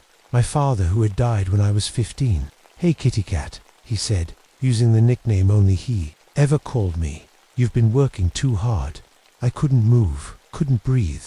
He looked exactly like my father, the same grey at his temples, the same laugh lines around his eyes, even the small scar on his chin from a fishing accident. "You're not real," I whispered. He reached out and touched my hand. His fingers were ice cold and damp. "I'm as real as you need me to be, Kitty. Remember how we used to go fishing at Lake Okeechobee? You always wanted to catch the biggest bass." He knew things. Things only my father would know. "How?" I managed to ask. His smile widened a little. "Too much. I know everything about everyone I touch. Catherine, everyone who drinks the water." I yanked my hand away and scrambled backward. "Get out."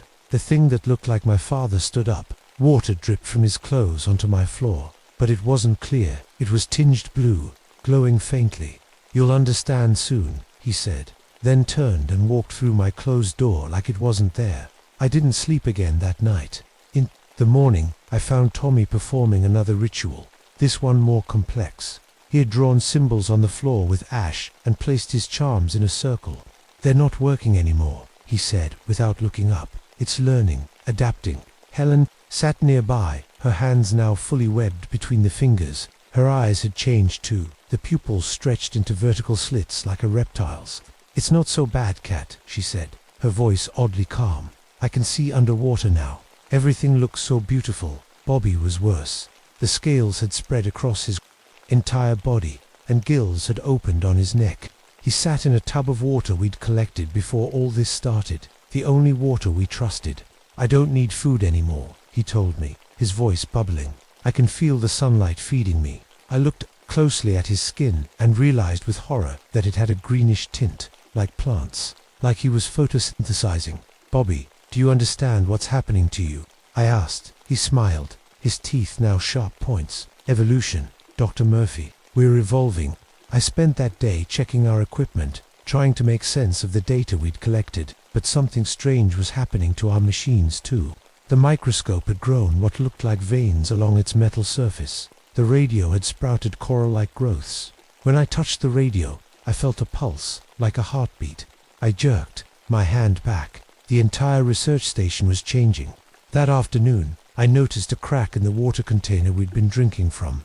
A small amount had leaked out, and in its place was the same glowing blue water that surrounded us. "Tommy," I called out, "the water's contaminated." But it was too late. We had all been drinking it for days. I checked my blood under the microscope and saw them tiny blue particles moving through my cells, changing them. We were all infected. Tommy was the least affected. "My grandfather's rituals must have given me some protection," he explained, "but it won't last.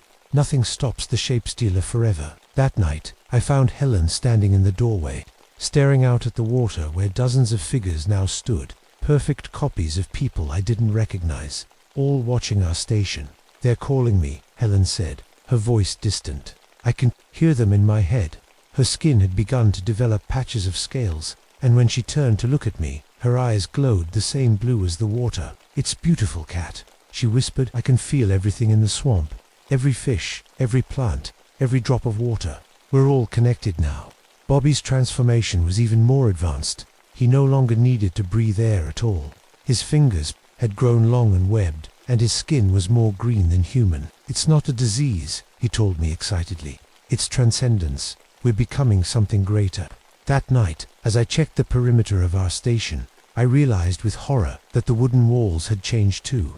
Veins pulsed beneath the surface. The entire building felt alive, and deep in the walls, I could hear a heartbeat that wasn't mine. We weren't just infected, we were becoming part of something larger, something hungry. Tommy and I sat in what remained of our lab.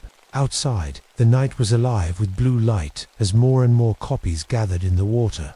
Helen was sleeping, her body changing faster now. Bobby hadn't spoken in hours, just floating in his tub, his eyes open but seeing things I couldn't. "I need to understand what this thing is," I said, flipping through my notes. "It's not just killing, it's transforming."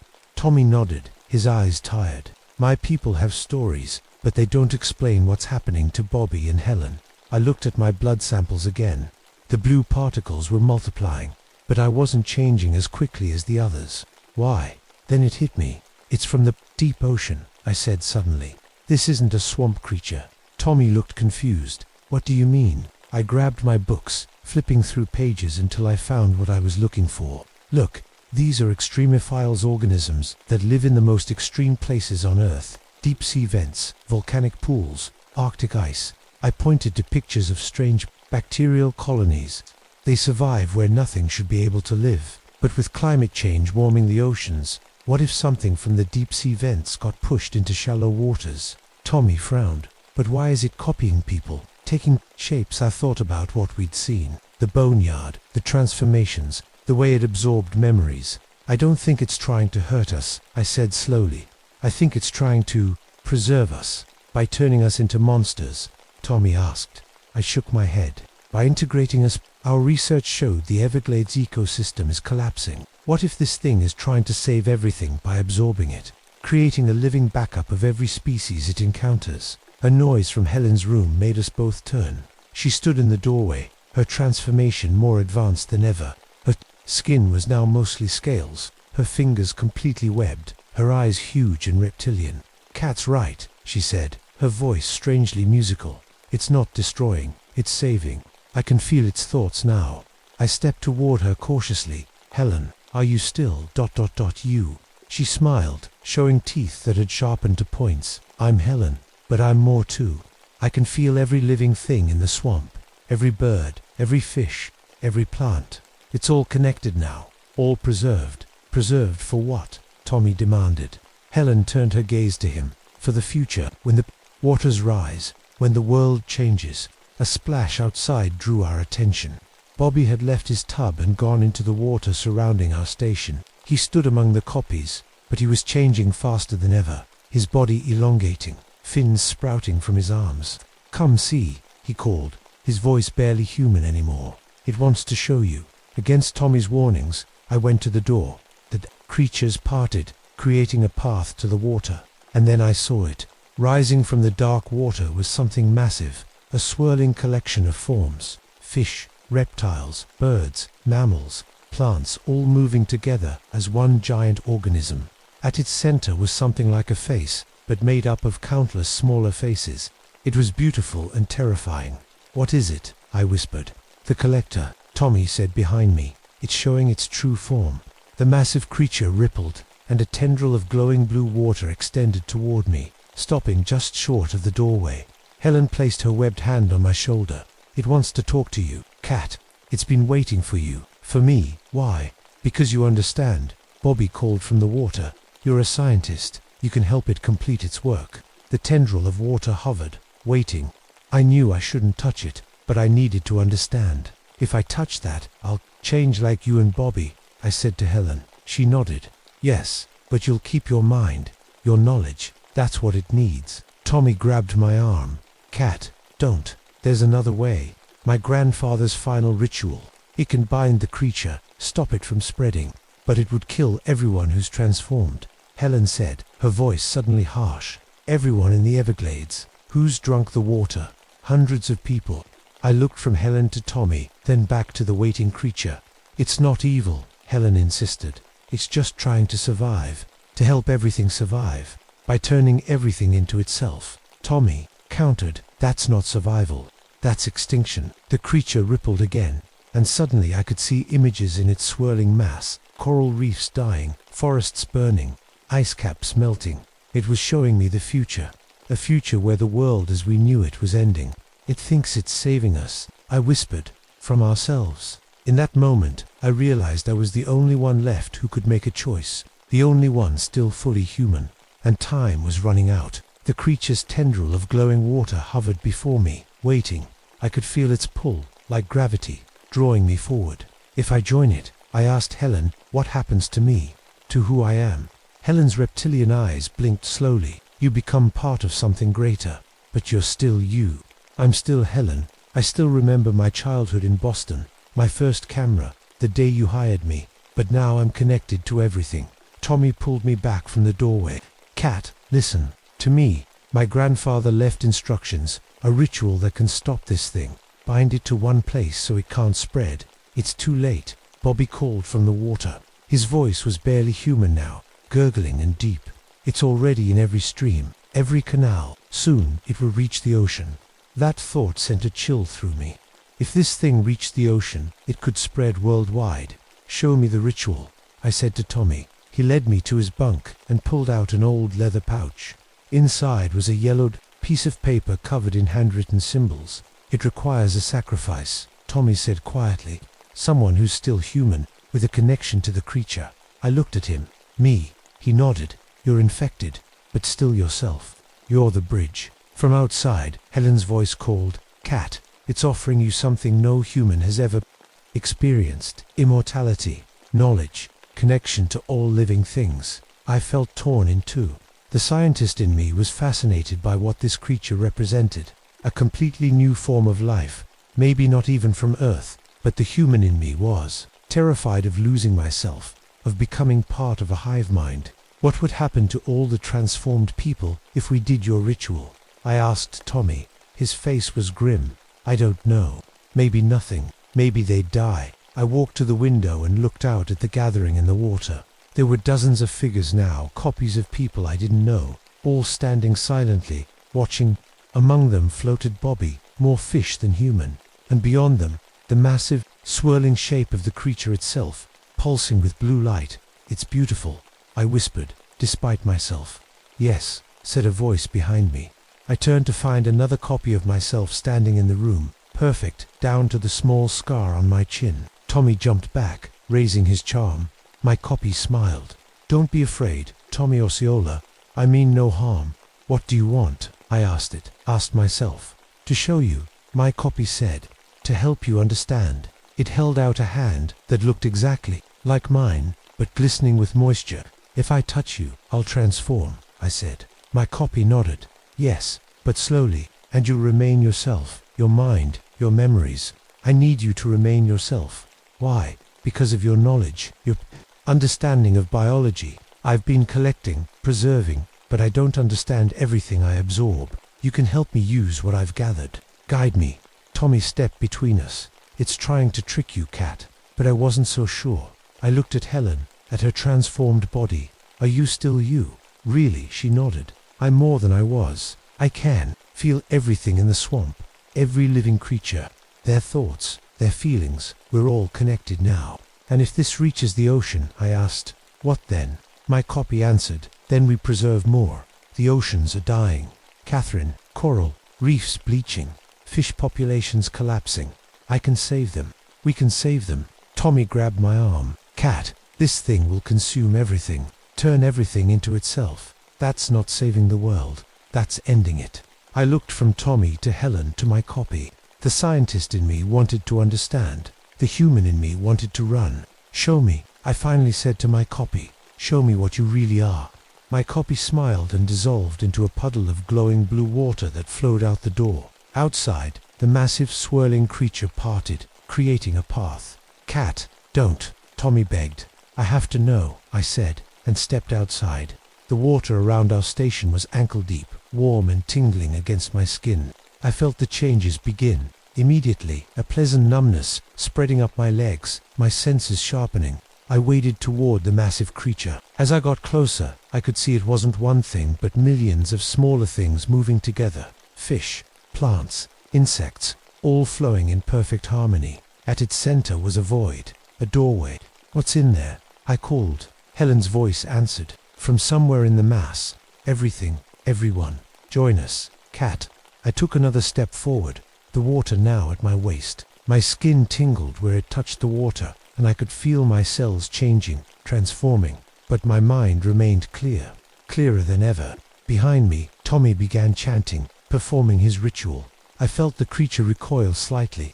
I stood between two worlds, humanity behind me, something new ahead.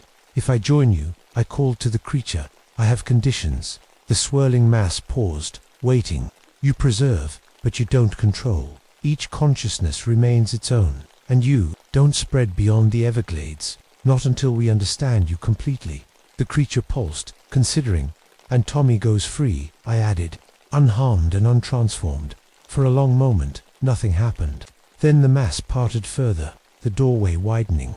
I made my choice, and stepped forward. The transformation wasn't painful. It felt like sinking into a warm bath.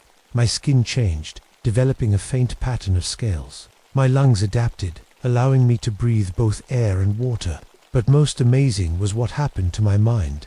Suddenly I could feel everything, every fish, every bird, every plant in the Everglades. I could feel Helen's consciousness, Bobby's, and hundreds of others, all separate but connected. And at the center, The creature itself, ancient, patient, and desperately trying to understand the world it found itself in. It had been alone for so long. At the bottom of the ocean, when warming waters forced it up, it encountered life more complex than it had ever known. It tried to preserve what it found, but didn't understand the consequences. It needed a guide, someone who understood both worlds, someone like me.